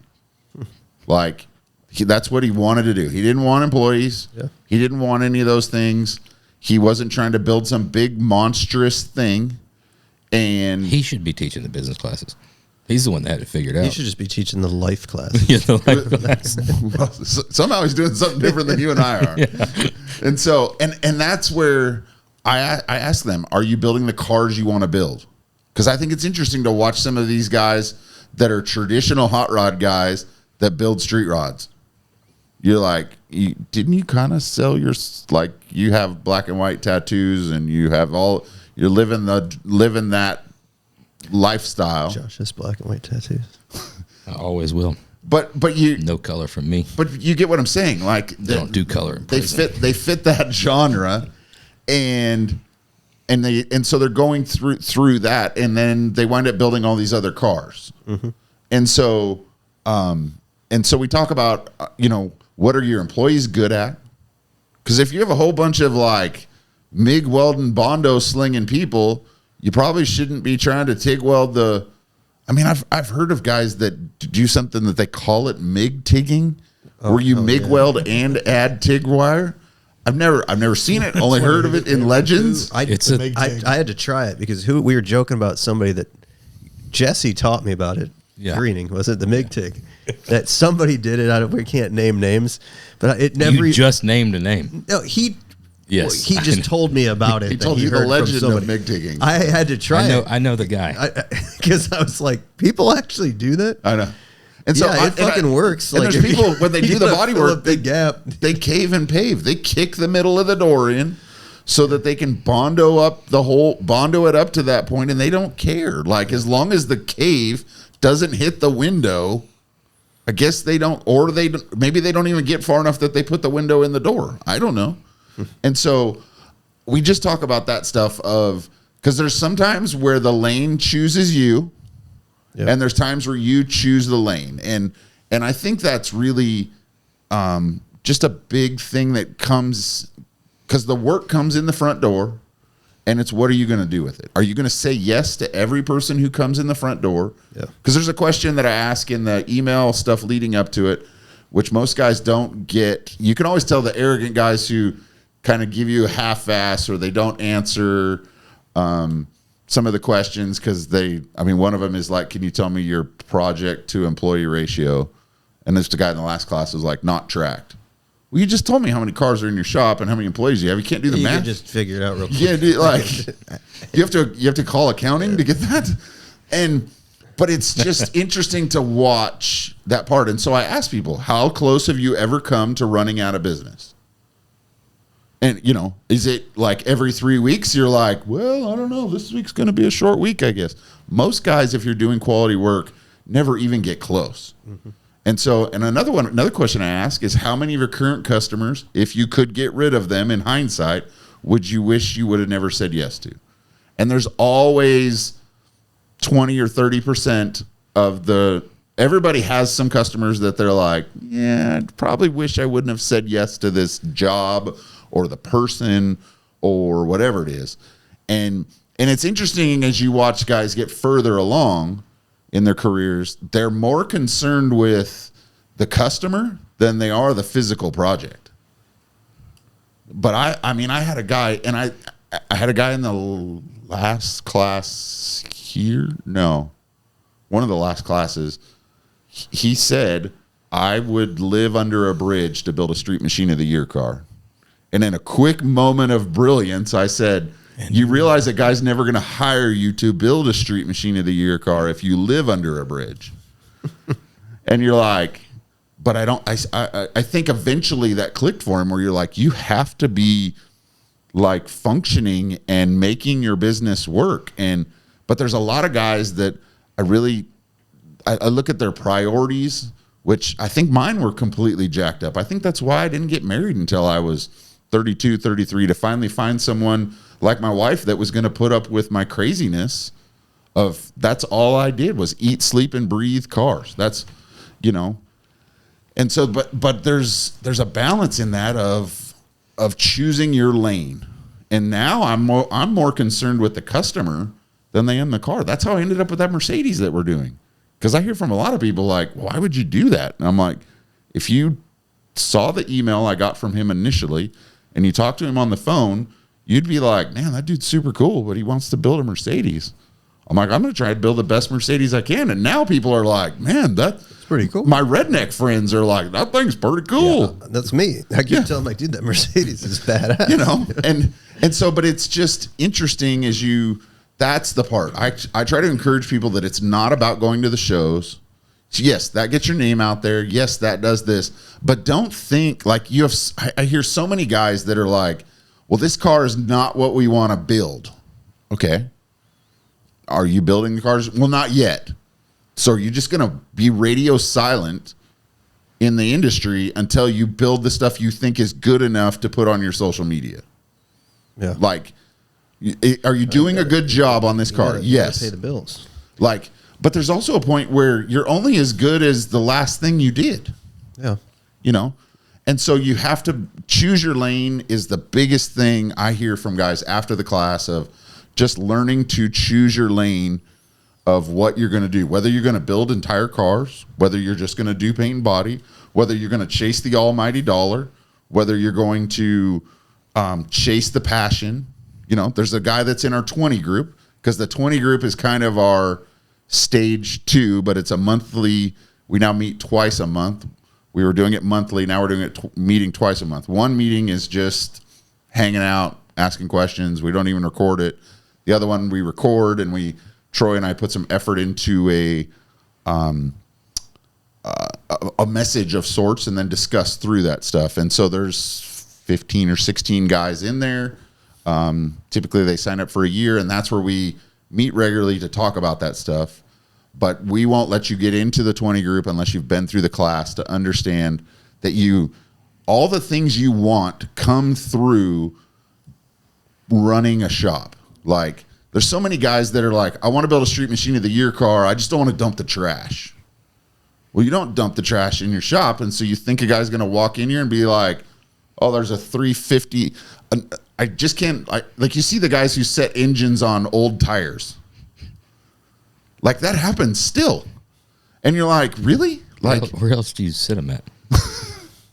That's a tire stand, right? Yeah. I mean, that's an engine stand. In the yard. Right? Yeah. Under the tree, right? Yeah. Chain hoist. Yeah. That's where my Nova goes. That's where my Nova goes. But you still see those things, and you're like, so this is what you want, but you don't want it enough that you're willing to dump the trash, run the books, take charge of your business. You want to be the man, and you want to hang your sign out front, but you don't want it enough to actually clean the shop up. Or you can tell the guys who there's just a layer of Bondo dust on everything in the entire shop. I mean, your point is you should demonstrate that professionalism long before the shop's stacked with cars that maybe that the cars would show that professionalism. Mm-hmm. Show the professionalism yourself. At some point, the cars will come, and you see the memes on Instagram where it's got some big fat dude or big fat girl that's like, it's a meme. I don't know, whatever. Is it meme? Meme. Everywhere except Bakersfield, I think it's a meme. I think it's a meme. Impala. First time I've heard meme. Oh, I'm sorry, but you see caught the me ones off guard there. But they're like roast beef. Roast beef. They're like, oh, I want a girl or a guy that's fit and goes to the gym, and you can just tell that they have only gone to the chicken place next to the gym. Yeah, and so and it's like there's a point where you have to do that, and I think I try to encourage people just finish cars. Like, if you're not strong in fabrication, then don't try to put a custom firewall on this thing. Just build a Tri-5 that runs good. All the trim works well. The door flappers work on the hard Roadster shop chassis on it, so it sits good. Yeah, you know, the right wheels, and just make it nice, and boom. You don't like a lot of fabric. You don't have to feel like you're very easy to install. Very minimal modification. But that's really what we say is just know what your strength is, because more than likely, if you're trying to do something that everyone else is doing and you're not there yet, that's where you're going to lose money. That's where you're going to have a car come in and the guy's like, oh, I'm willing to spend $175,000 on there, and you think that's a huge amount of money into a car, and you're like, oh, we're going to Columbus with this thing, and you go way overboard on the thing. The customer's mad. He's out of money. then it doesn't get this, and you're like, oh, this guy just doesn't understand, and all that led back to the initial decision of you just trying to make something of what it wasn't.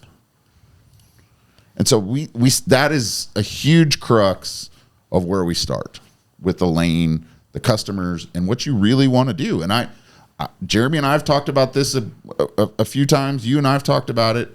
I don't think any of us, for me, 25 years ago is when I opened my shop. I never thought I would sit at the desk as much as I do. Oh yeah, nobody. Because I'm dealing with trying to get all this stuff done. Yeah.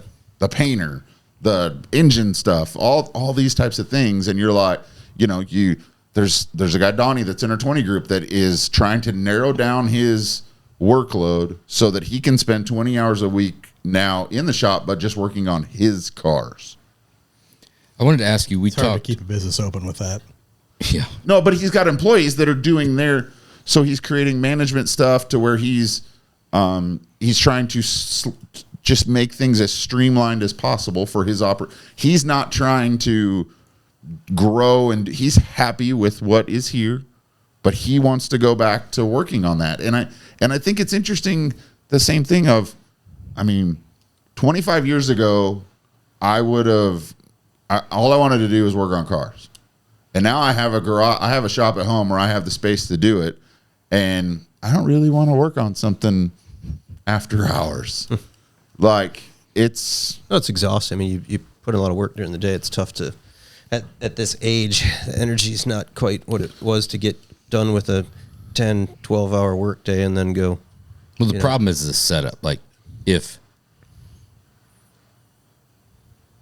I could roll home and be set up to start working within 15 minutes of arrival and be able to put in a good 3-4 hours on a project, then possibly there's going to be some time. But could you be happy with what you produce in your garage? That's what I was going to say. I think it's a different. You're used to doing stuff to this level that now you've got. No, it's going to be so much crazy stuff at your disposal. I'm going to be that you're not going to be happy just building a basic car. You're going to want to build something significantly better than what you do here. I'd use all those resources. I now own the orange 55 Chevy. Congrats. Got that not too long ago. And I was working on registration stuff and things like that. My wife's like, I fired it up not too long ago. And I don't know if you guys ever heard it, but it's got that huge blower, so it has a huge noise. And so we drove it around our neighborhood just because I was trying to keep things moving. And she's like, why don't you drive this more? And I'm like, because it's a B15 motor and it just doesn't have a cam. And I'm like, it needs a cam. And she's like, you're so stupid. You're so stupid. And so now, never satisfied. But you're just never satisfied. And I look at things that we did. I don't know. We unveiled that thing 2015 or something at SEMA, and I'm like, it's just not what we do now. So I think it's less or embarrassing, which is totally stupid, but it's just the way we think now. But okay. So what I wanted to ask you, I was going to ask you something different, but I'm going to ask this first because you just said that. How much in the business class are these builders worried? And do you talk about worried? How much are they focused or cognizant of what the peers and what the industry as a whole thinks of their work versus what they're doing for the customer? And do you touch on that? And interesting, you are even worried about what people are going to think of you driving around in that fucking 55. It's just what I think. Right. Well, I don't really care to take it somewhere. Right.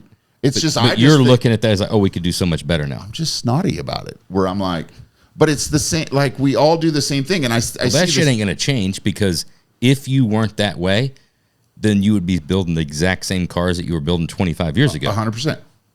100%. And that's we talked about this the other day. That's the fucking curse. But I look back at the things that I put more effort into it than I needed, that costed me money, that kept me from buying tools, that kept me from doing things, and raised my stress level, raised all of those types of things. And that's the part where, I turn 50 next month, and I guess it's a midlife crisis. I need to buy a Corvette. you know, it'll do it for you. Yeah. That and some New Balances. Yeah, and some moon boots.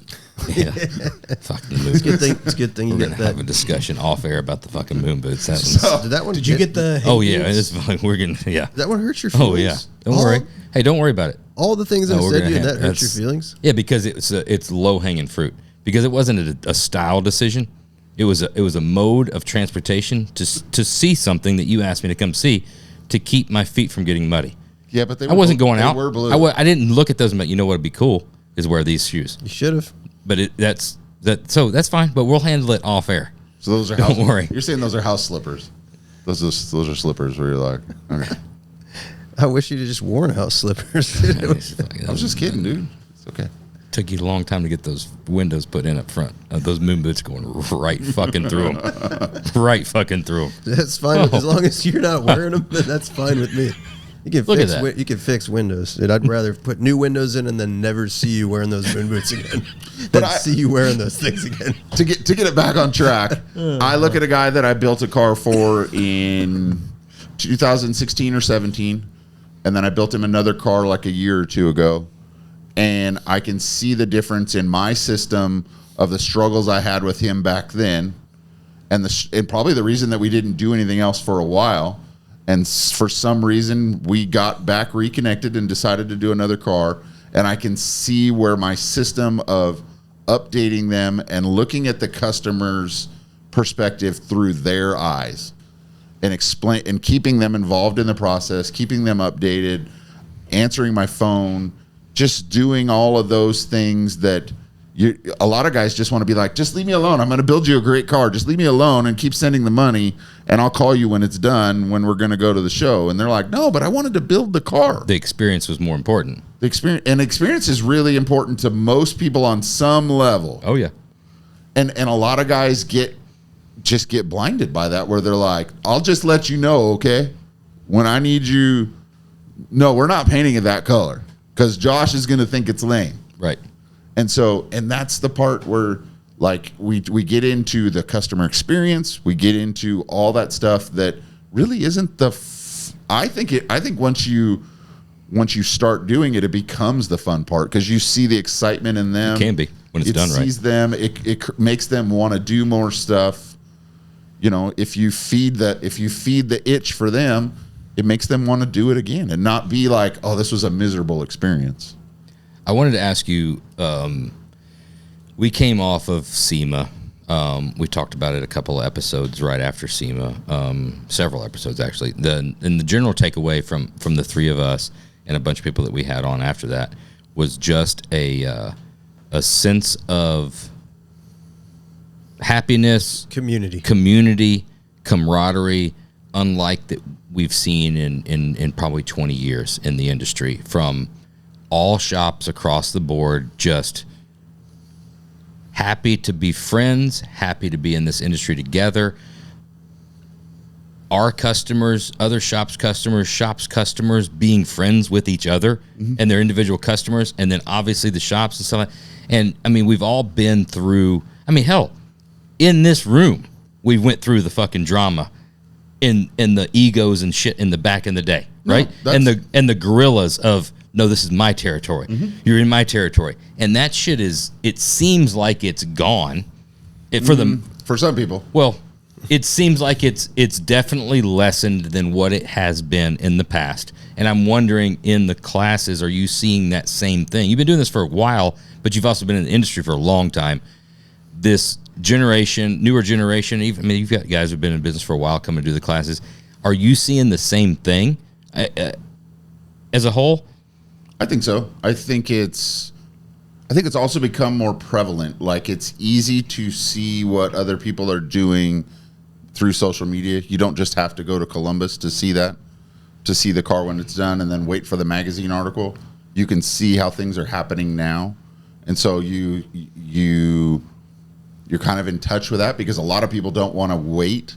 They want to post stuff sooner to be. That's where I don't think you had the internet, the Instagram fabricators like you do now. You know, people are just trying to do all this crazy stuff so that you can cover it in Dynamat. Right. Or Boom But Mat I mean, whatever. More so, like, know. it's, I mean, even speaking to our own thing, I mean, 8-9 years ago, would you have ever thought to have 3 or 4 cars being painted by 3 or 4 other hot rod shops? Because I think people are starting to choose their own lanes. Yeah, probably not, but and that's a good point. You go to the people that you know excel in those fields because you want to deliver the best finished product to your customer. Exactly. You know? And I think so many other shops are in the same way, that it by default lowers the barriers and the walls and the ego, where it's like, let's just take care of our customers as a community the best way that we can. Yeah.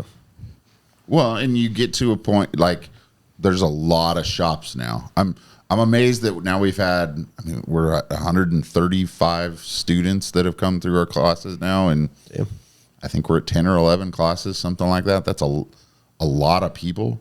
And I always, sometimes I've shared it with you, where I'm like, we'll just go through the list, and you're like, I think I've heard of 3 of those 20. Yeah.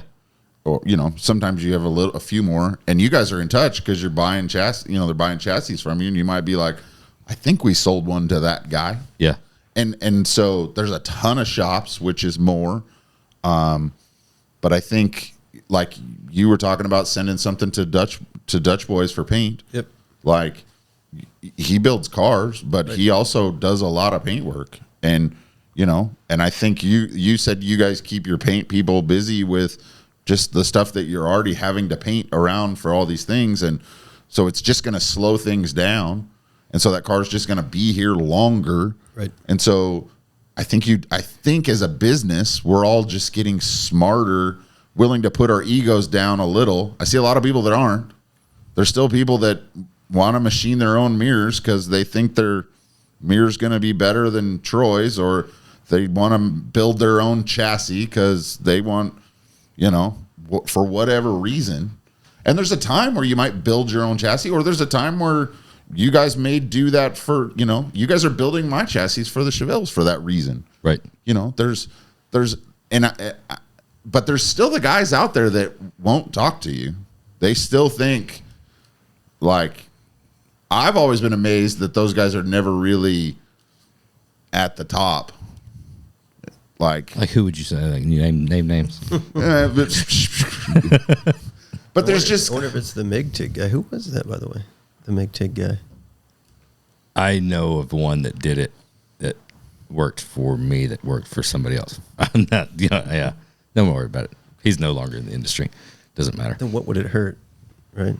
I mean, there was a point 20 years ago where all of us, I was intimidated by you guys were intimidated by me. Yeah. And I was surprised when you guys picked my copper truck at Columbus for a builder's choice thing. And I'm like, man, that's cool. Like, and we were on opposite ends of the country. Yeah. So we didn't see each other much. And now I think the world has just become smaller in this. So we talk, people talk more and do those things. And I think it's not as competitive.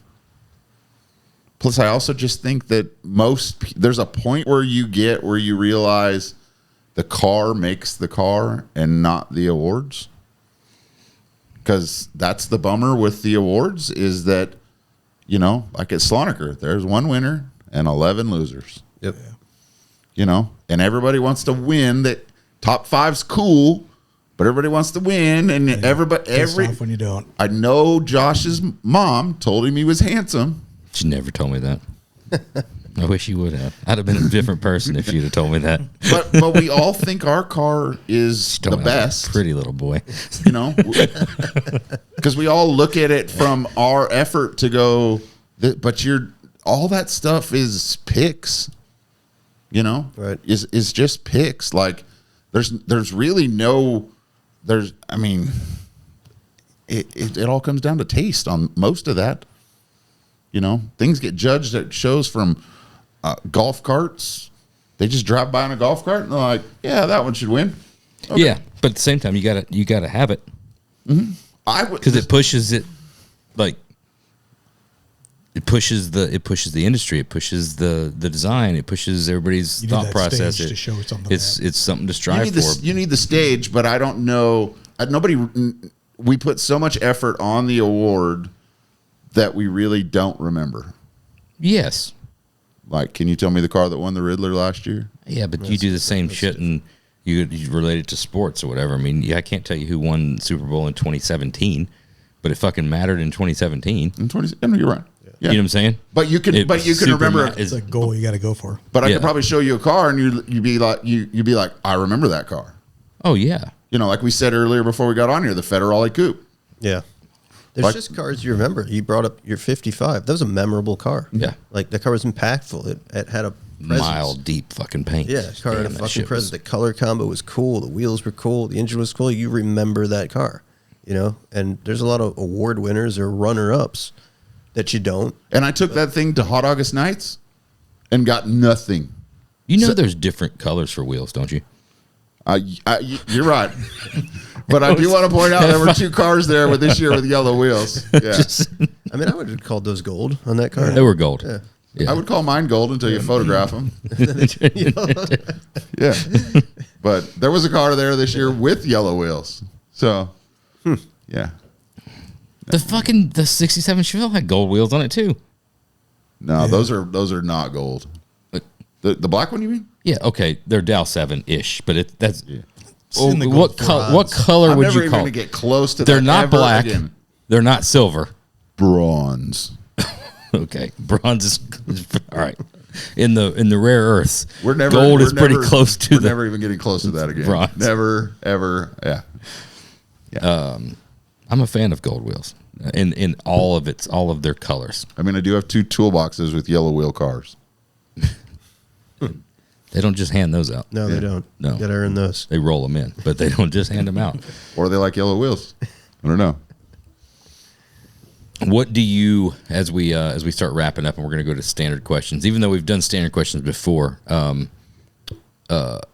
what's the one thing that you... Well, hold on. Go ahead. I wanted to... we've talked a little bit about this before, and I know you and I have talked about it, but I think that there should be something where we start to drive something of supporting other shops. Okay.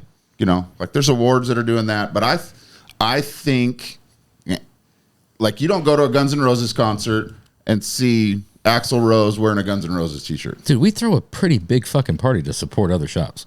You're right. You do. But I would like to push it to where other people do it. So, like, Friday at SEMA, Okay.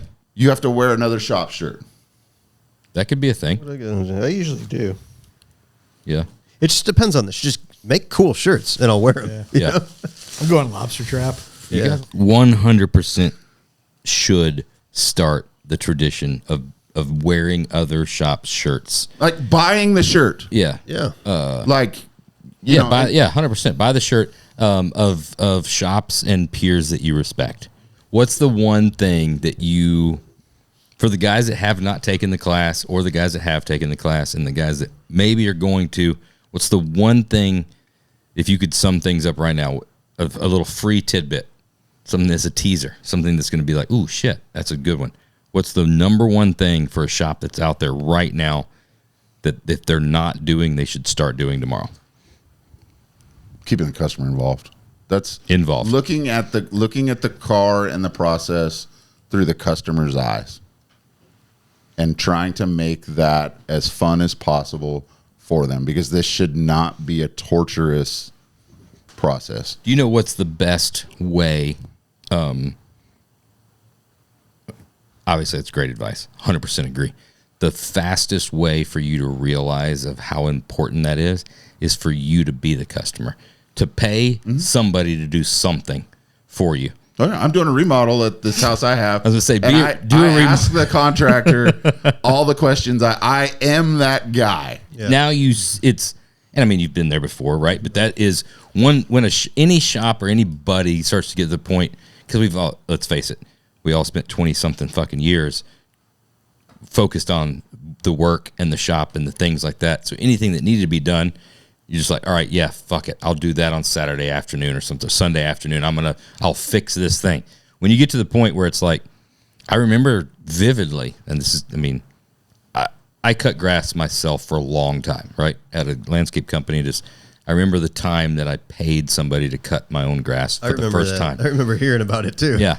And it's a small thing, but it was, now I'm the customer of the thing. I'm like, especially when it's something that I know well and passionate about and know intimately. Have high expectations of how they're going to mow your lawn. Yeah. And I remember like talking to the guy, and I remember feeling him like, and it started clicking. I'm like, man, damn, I'm like that stupid fucking customer that's asking like dumb questions. This is the guy, but I'm like, hey, like, edging, like, you know, you have like, show me how you're going to do this.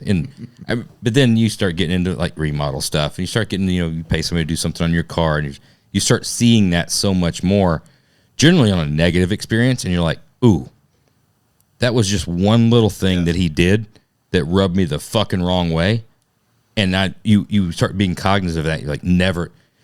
We've always kind of known that about customers, right? And now you try to impart that on other guys that maybe haven't had those experiences, where they haven't been a customer.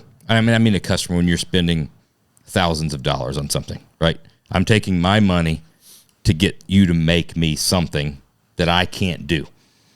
Well, if you're doing it worse than what I can do, I didn't need to pay you. Yeah, the only reason I paid you is I want you to do better than me. Or the same, or you're just trying to buy some of your time back. That's sort of a curse. Like, well, yes, sort of a curse doing what we do for a living, being sort of a perfectionist, and also having a broad skill set and the ability to do a lot of different things, right. And usually better than a lot of people that charge to do it. Not to sound like cock, but I know I would have joined that corner way different, and you wouldn't have had those. Yeah, I mean, I dealt with you through those situations, and like, you weren't wrong. You know, some of those things were like, ooh, yeah, dude, that like, whew.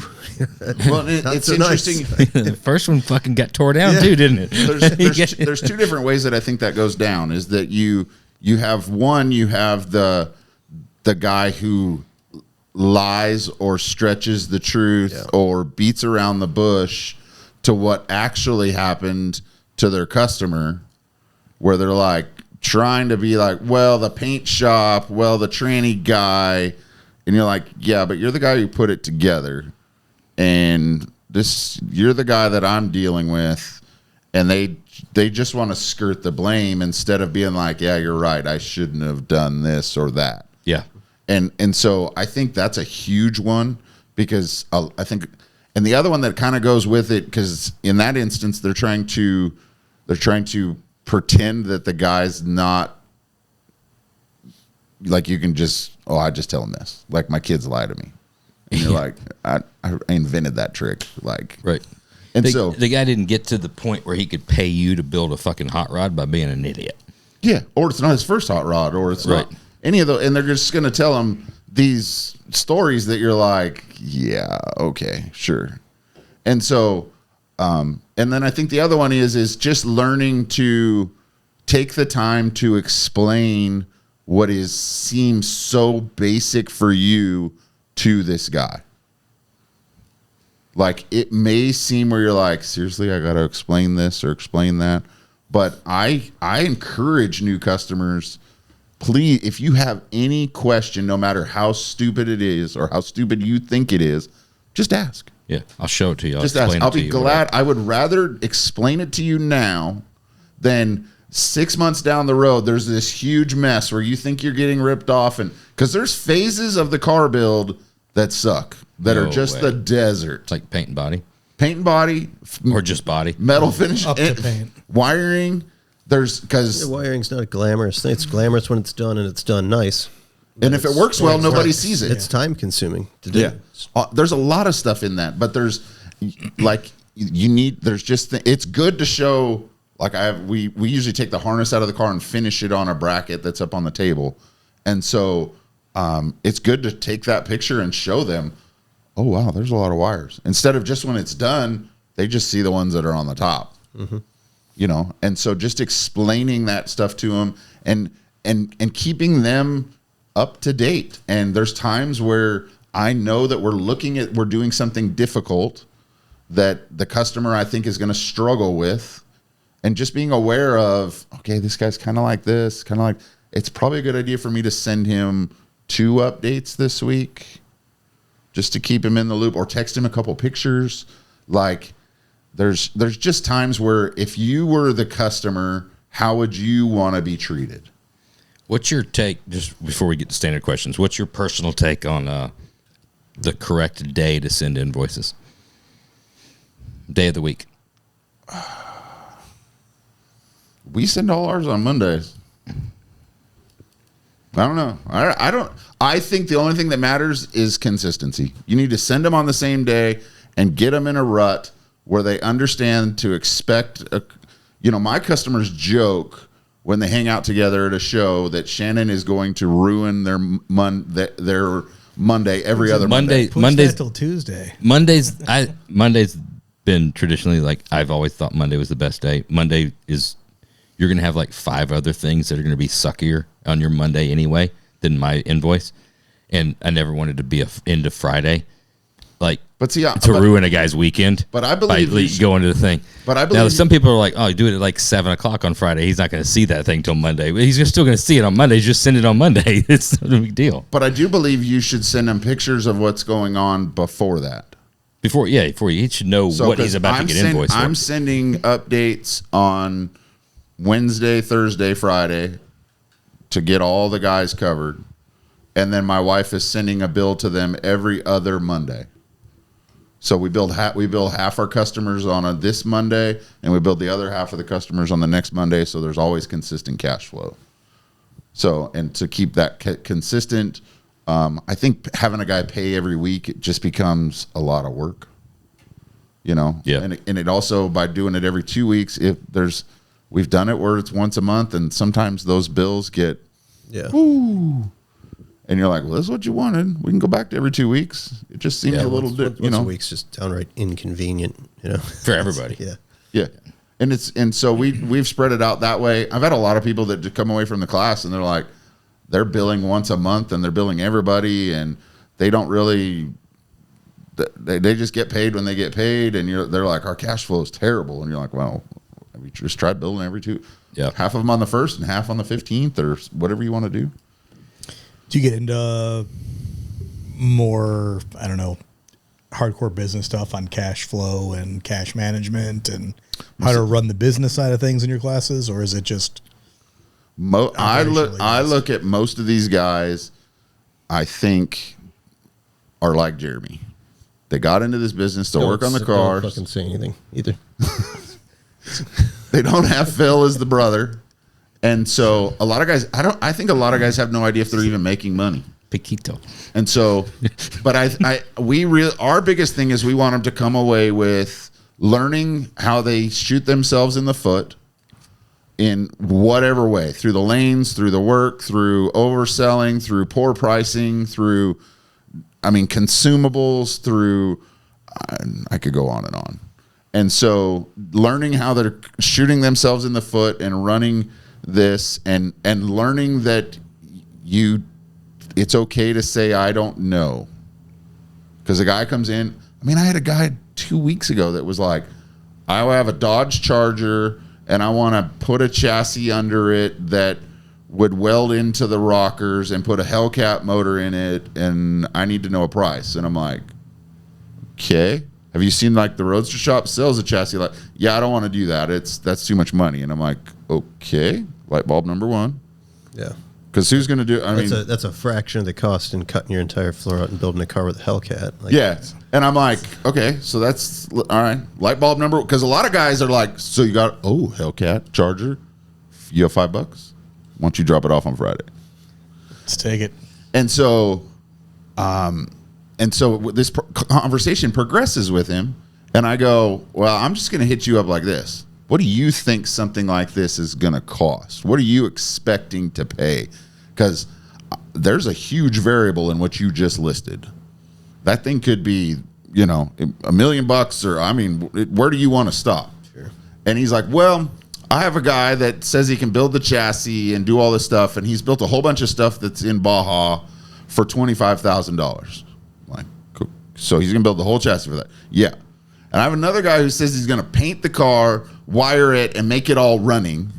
And I'm like, because that's where I turned and I'm like, so we're using the motor that was in it? Because that's kind of the words you just used. And that's where he's like, oh no, I want to put a Hellcat in there. I'm like, oh, you just made it even harder. You're going to, It'll fit. yeah. And he's like, well, this guy says he'll do it all for 30 grand. I'm like, all? The motor's 35. He's going to pay for all the parts. Okay. And I'm like, I sat there quiet for a minute and I'm like, well, so you're saying 55 grand in labor to do all of this? Well, yeah, I mean, where are you at in that? And I'm like, More than that. I'm just going to tell you right now. It's probably another 0. I'm like, this is not going to end well for you. And he's like, what do you mean? And I'm like, and that's where I realized I probably shouldn't have said that. But like, it's not. Like, that guy who says he's going to paint it and do it all for 30 is not going he doesn't to. Even, he's never done it all. Or I'm like, do you realize that this guy's working for $3 an hour or something to pull this off at that price, to do all of this work? But just clueless. And so, but I think a lot of times the builder's just as clueless as the customer. There was times, I look back on me, there was a time where I had to live up to things that I agreed to do because I didn't know what it was going to take. And I said, I could do that. It's easy. Yeah. And so I think that's just a matter of the communication and I don't know. Does that help? Oh, 100%. Standard questions, Don. Did we do law enforcement interaction story? Yeah, the bubbles. Oh, The one we didn't do, which is a great question, is car builder. Yeah. If you are going to have a car built, no budget, what's the car and who builds it for you?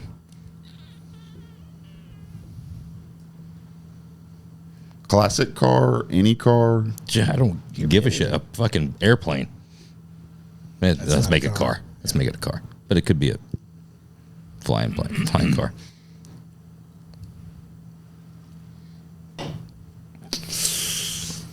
That's hard. If it was Because the Excalibur's out of business. But don't worry, somebody could restore it for you if you wanted to. You would look amazing in an Excalibur. I look amazing in most everything. Be all knees and elbows. Part of me like a trophy truck. Yeah. There's some guys who build some pretty badass trophy trucks. Cool. I think that world really interests me, of just the form and the function. Custom car wise,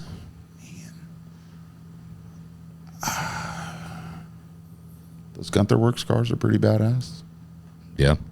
Those things are pretty badass. Talking about trophy trucks, you know what truck I'd like to have? Remember the red crew cab pre-runner that Jesse James drove up in on the second Motorcycle Mania? Yeah. Oh man, I'd like to have that. Was it a Cat Eye? Or just the I don't remember 98 or I think 98 Cool. Sierra Classic, whatever. Remember that in the Motorcycle Mania?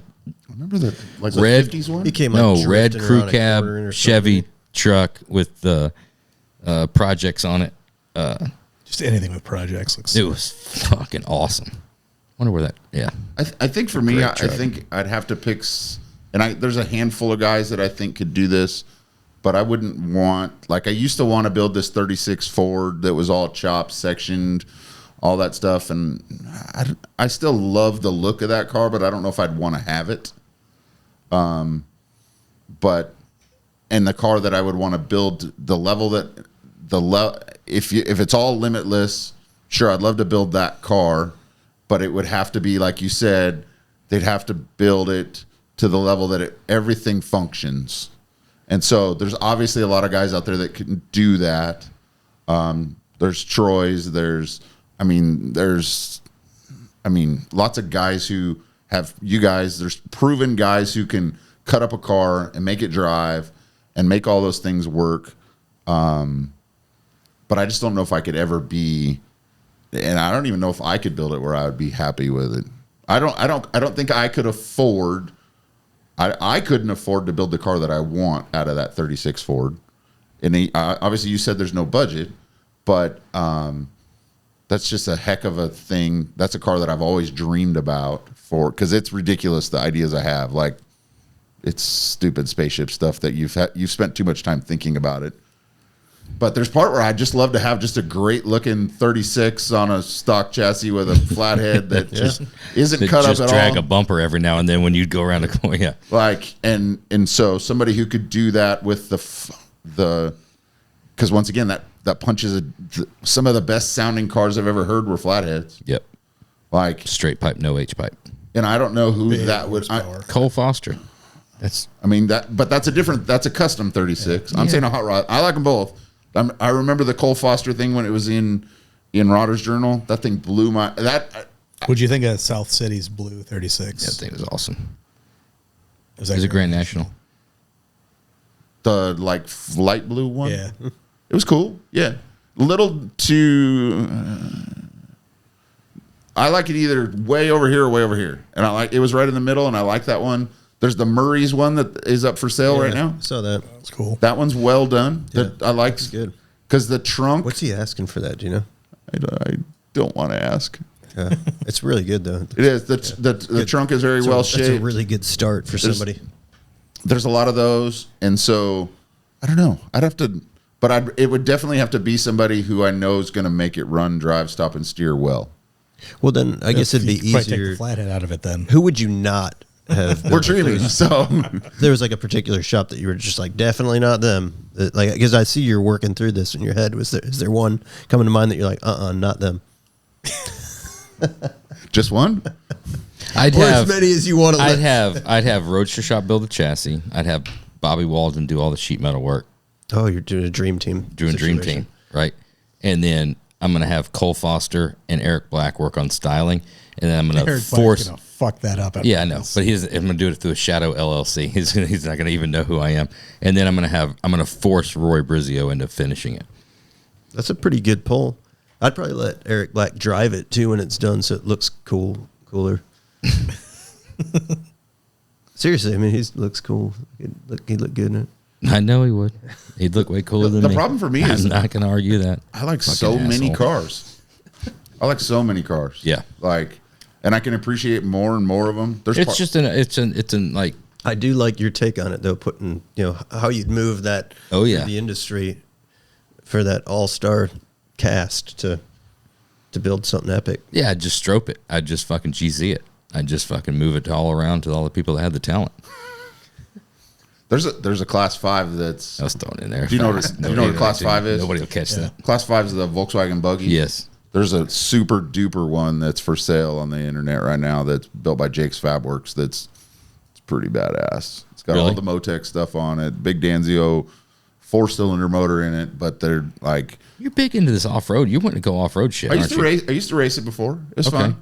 The hardest part of off road is getting your friends to go, because you're like, okay, so we're gonna go out to the desert. It's gonna be so cool, dude.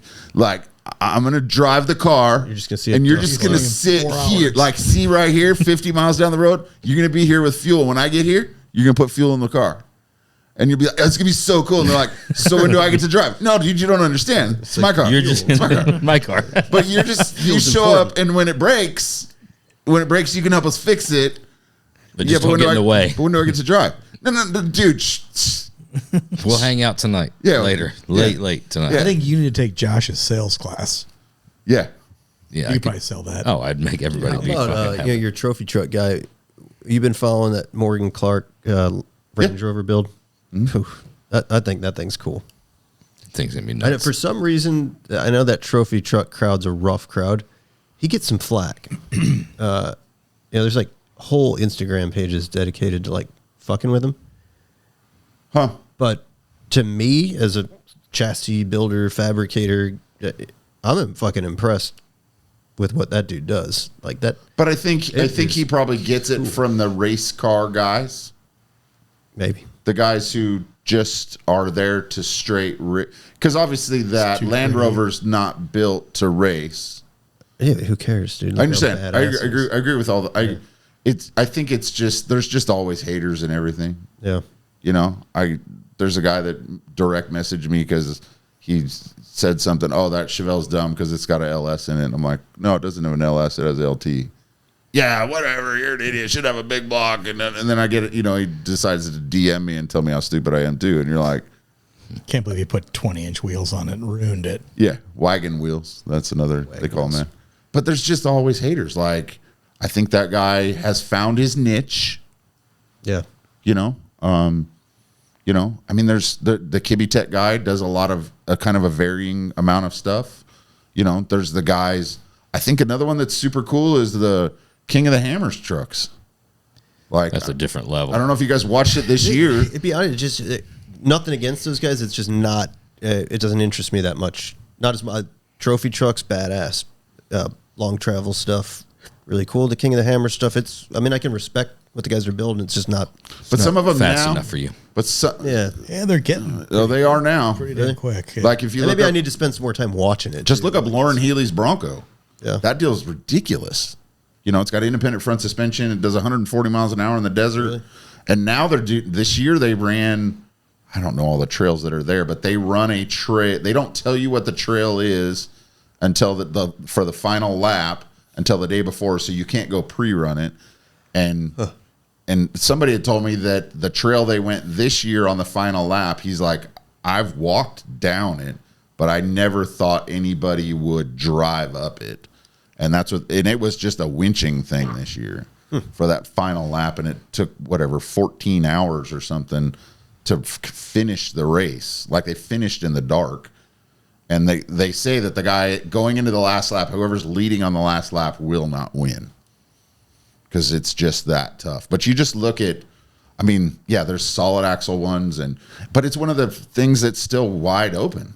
Like, the ingenuity is endless. Yeah, you could do whatever. You know, if you want to run solid axle and be a narrower car, or if like Lauren Healy's car is really wide, but it's, you know, they're putting the motors in the back. They're, you know, like, it's not just a rock buggy like you remember back then. And so, but to make those solid axle rock buggies go through the desert at 100 miles an hour is pretty impressive, you know? And so just seeing, that's more of what I'm interested in anymore, is the engineering side of it. Yeah. That's more of where I'm really finding more enjoyment in that, because the lipstick stuff's cool, but just seeing where I like it when you can guarantee the customer's going to enjoy the car. Doesn't matter what anybody thinks of it. Yeah, you're going to get in this car, drive it, and that's the part I enjoy anymore. So I don't know. I think I answered the question. Yeah, you did. Yeah. You answered it 100%. Next up, Burt Reynolds or Sylvester Stallone. I saw this somewhere that you guys put this on social media. It's been ongoing for quite some all time. All over the internet. Today's voting did not bode so well for you guys. I think it has to be Rambo, just because I don't remember. I watched all those shows. Fuck yeah. Over the Top, Rambo. Yeah. Rocky. Yeah. I mean, all I remember is, gosh, what's it called? Where he's Cobra. No, I'm saying for Burt Reynolds. Oh, it's hard. Smoking the Bandit. It's forgettable. There's Smokey and the Bandit. Yeah, there's the one. I was wondering if I'm not old enough. Cannonball Run. Right. That's what we thought too, because he's obviously an elder. Because, I mean, when did that stuff? I was born in 76, so when was that stuff out? Was I not old enough? Was Rambo more 80s, 90s? Rambo's 1940s? was 80s, 90s, yeah. I mean, I think I'll always remember Sylvester Stallone being in the mud. Oh, just and popping then he up. pops out and just gets him. Yeah, with the leeches on him and shit. And There's that movie, and then The Predator, which Predator. I don't think had Stallone in it. Stallone was not in it. Predator, Schwarzenegger. That means Stallone was badass. I loved Rocky, and I loved Rambo. I loved Rambo more. I've gone on record saying that. When fucking Schwarzenegger came along, though, and he just shat all in his Cheerios. Schwarzenegger was, by and large, a better action hero in all movies. Commando? I think just better accent or better It could be talker. argued. I mean, physique wise, right? He's fucking Mr. Olympia. Right, It's hard of course. But yeah, it was just there was so much more mysterious Yeah, like trying to understand what the fuck he was saying. Yeah. It was mysterious. Who knew that Terminator 2 was going to become like a real thing? Terminator 2. Like we're Next week. We're seconds away. Somebody needs to interview Sarah Connor and get some more lowdown on what's going to happen. So wild. Have you watched that movie yet? I've told you to watch What is that? Mountainhead? Mountainhead. Yeah, it wasn't that good. You didn't think it was that good? No. Okay. I watched the beekeeper on the watched airplane that today. You could just, I love That the dude just Jason mows Statham down. movies, He but just mows them down. there's one plot, just over and I over haven't again. watched it yet. And they just twist it a You've little watched it, you just don't know about He's it. a It's Statham, right? Yeah. Beat up everyone. yeah. Statham and Liam Neeson I've wrote off about 4 or 5 years ago because it's just rinse and repeat. I had to Liam finally Neeson write off. just doesn't have the look Like, to. dude, be that you're guy. fucking almost 80. It's not. You're You're not selling it anymore. You nailed it that one time. Yeah. Like that was great. You caught lightning in a bottle. You have a Quit- special set of skills. Just Quit trying Put to them have down. those special sets of skills. I never watched. You know what's a movies anymore, fucking so. great one that's kind of similar to that? The Equalizer with Oh, Denzel. yeah, That's really my. good. I love Denzel anyway. Denzel's a great fucking actor. I love Denzel. Yeah. But Equalizer is great. All of them. What, 3 of them? 3 of them, right? Equalizer 1, 2, and 3. Yeah. Equalizer's great, but fucking what's the damn old school gangster? Denzel. Training Day. Yeah. Well, no. American Gangster. American yeah, Gangster. I don't know if I've ever seen that. I got to go back and watch it. Holy shit! it's been That a while. first 5 minutes of that, that. It's good. Oh my, yeah. That's Denzel prime. Training Day though will go down in history. Training Day's Training Day would be on my top, probably definitely top 10, maybe top 5. It's just a phenomenal actor. I mean, he sells the shit. Ethan out of Hawke was the other one in it, right? Yeah. every character. It's just Vinny was in it. Vinny was in it.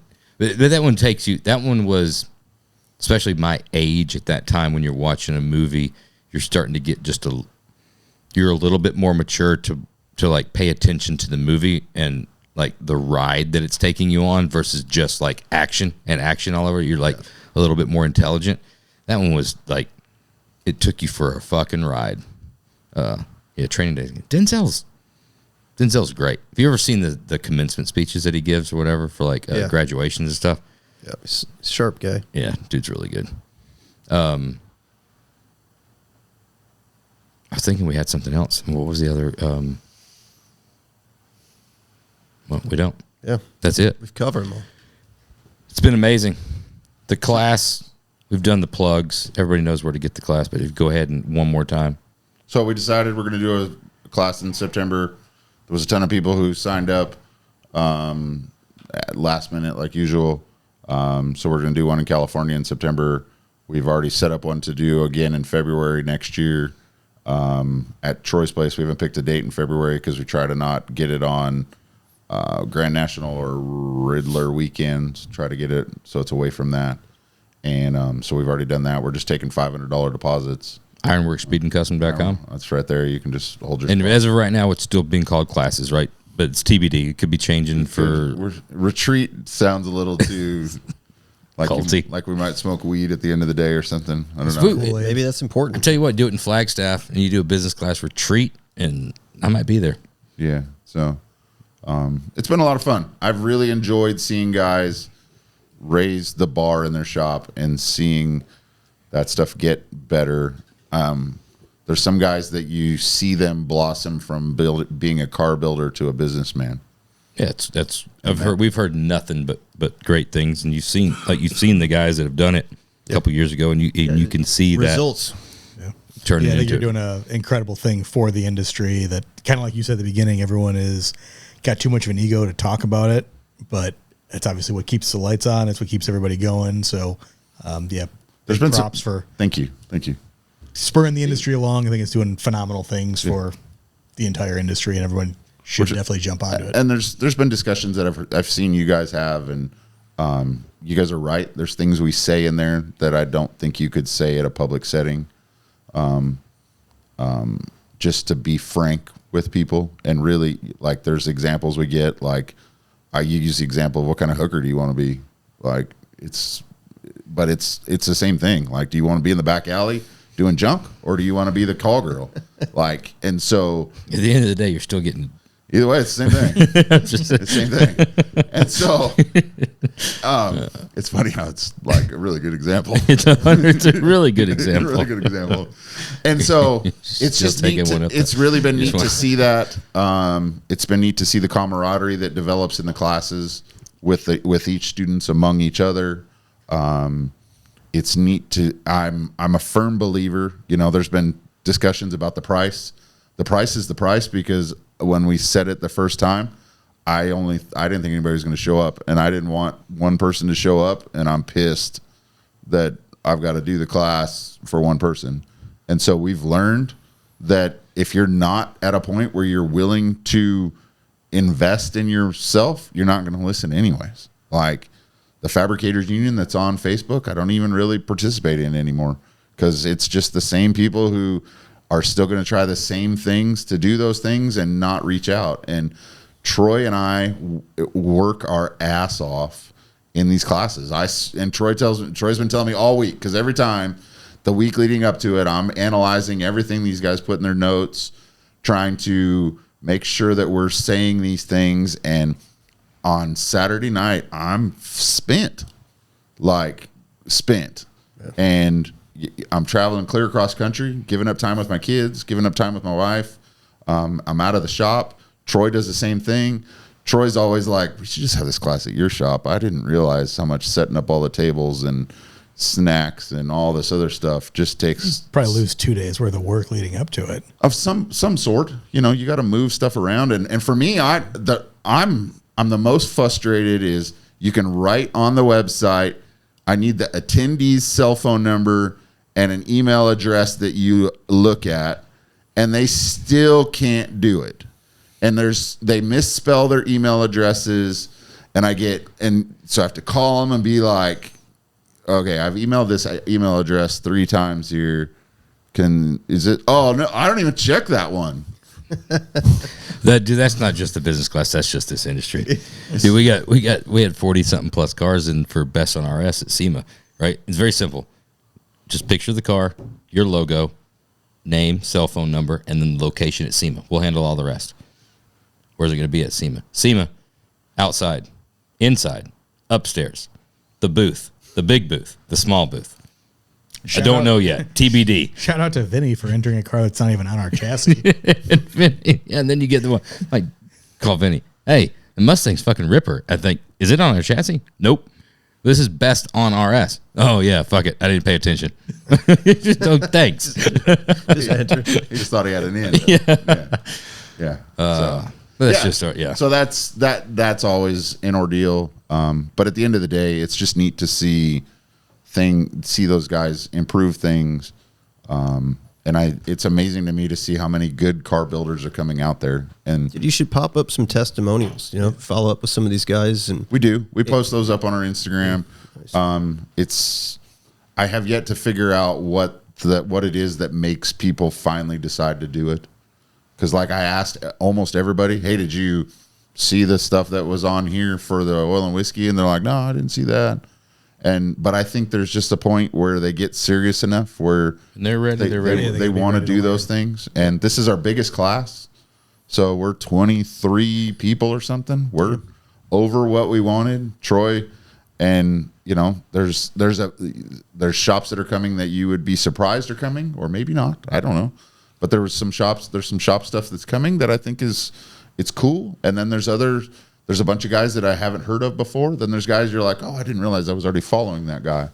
And so, but it's just neat to see that. And we really hope that a guy could get to the point that he owns his building, I really would like this industry to become legitimized to where it's, there was a post that was I saw it on Pro Touring Camaros or something on Facebook. And these guys were talking about shops that mark up the parts, and some guys like, oh, I make enough money on the labor, I don't need to mark up the parts. And I'm just like, so who unloads the UPS truck?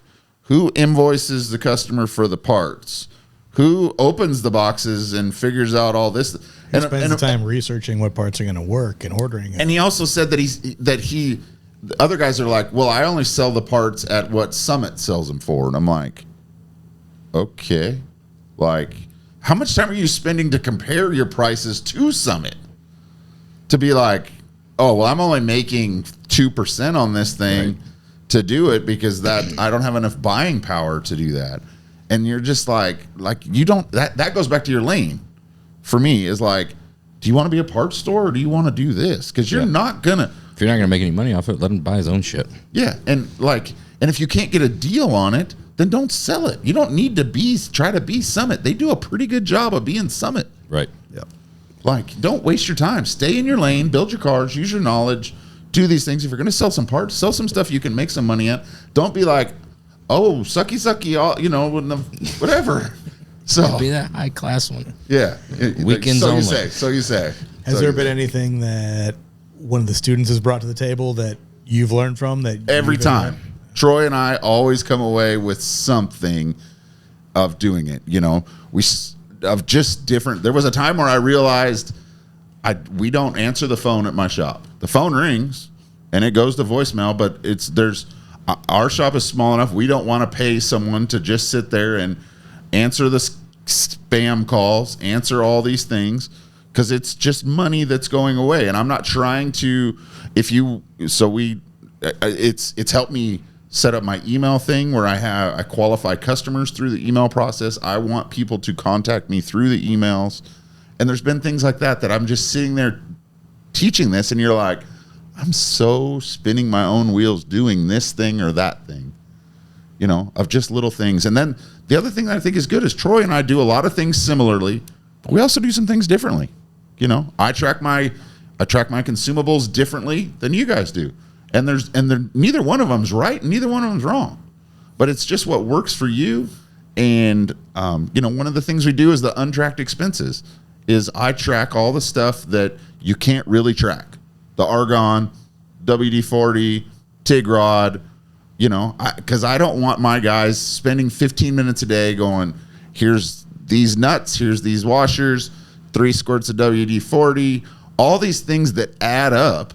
So we just take the whole total of it that month, which to restock that stuff might be $600. There's 12 open projects. It's $50 a person. If they spend 10 minutes a day tracking it, they're going to spend 4 times more money tracking this stuff than it actually cost. And so I want to get the car done 4 hours sooner. And so those are all things that have been tweaked and moved and gone. And,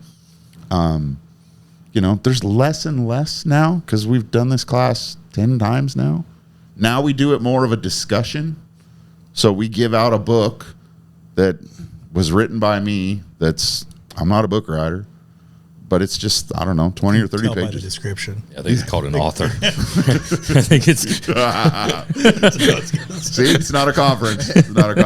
But at the end of the day, that's what we tell these guys. We've chosen our lane is still to build cars. I don't want to be. I had SEMA call. I had PRI call. All these guys call and want to put me on the stage to put on this thing or do this or do that. And I'm like, that's not what I want to do. I don't want people to come at SEMA and be like, come see Rodger talk about all these tips, 10 tips to save you money.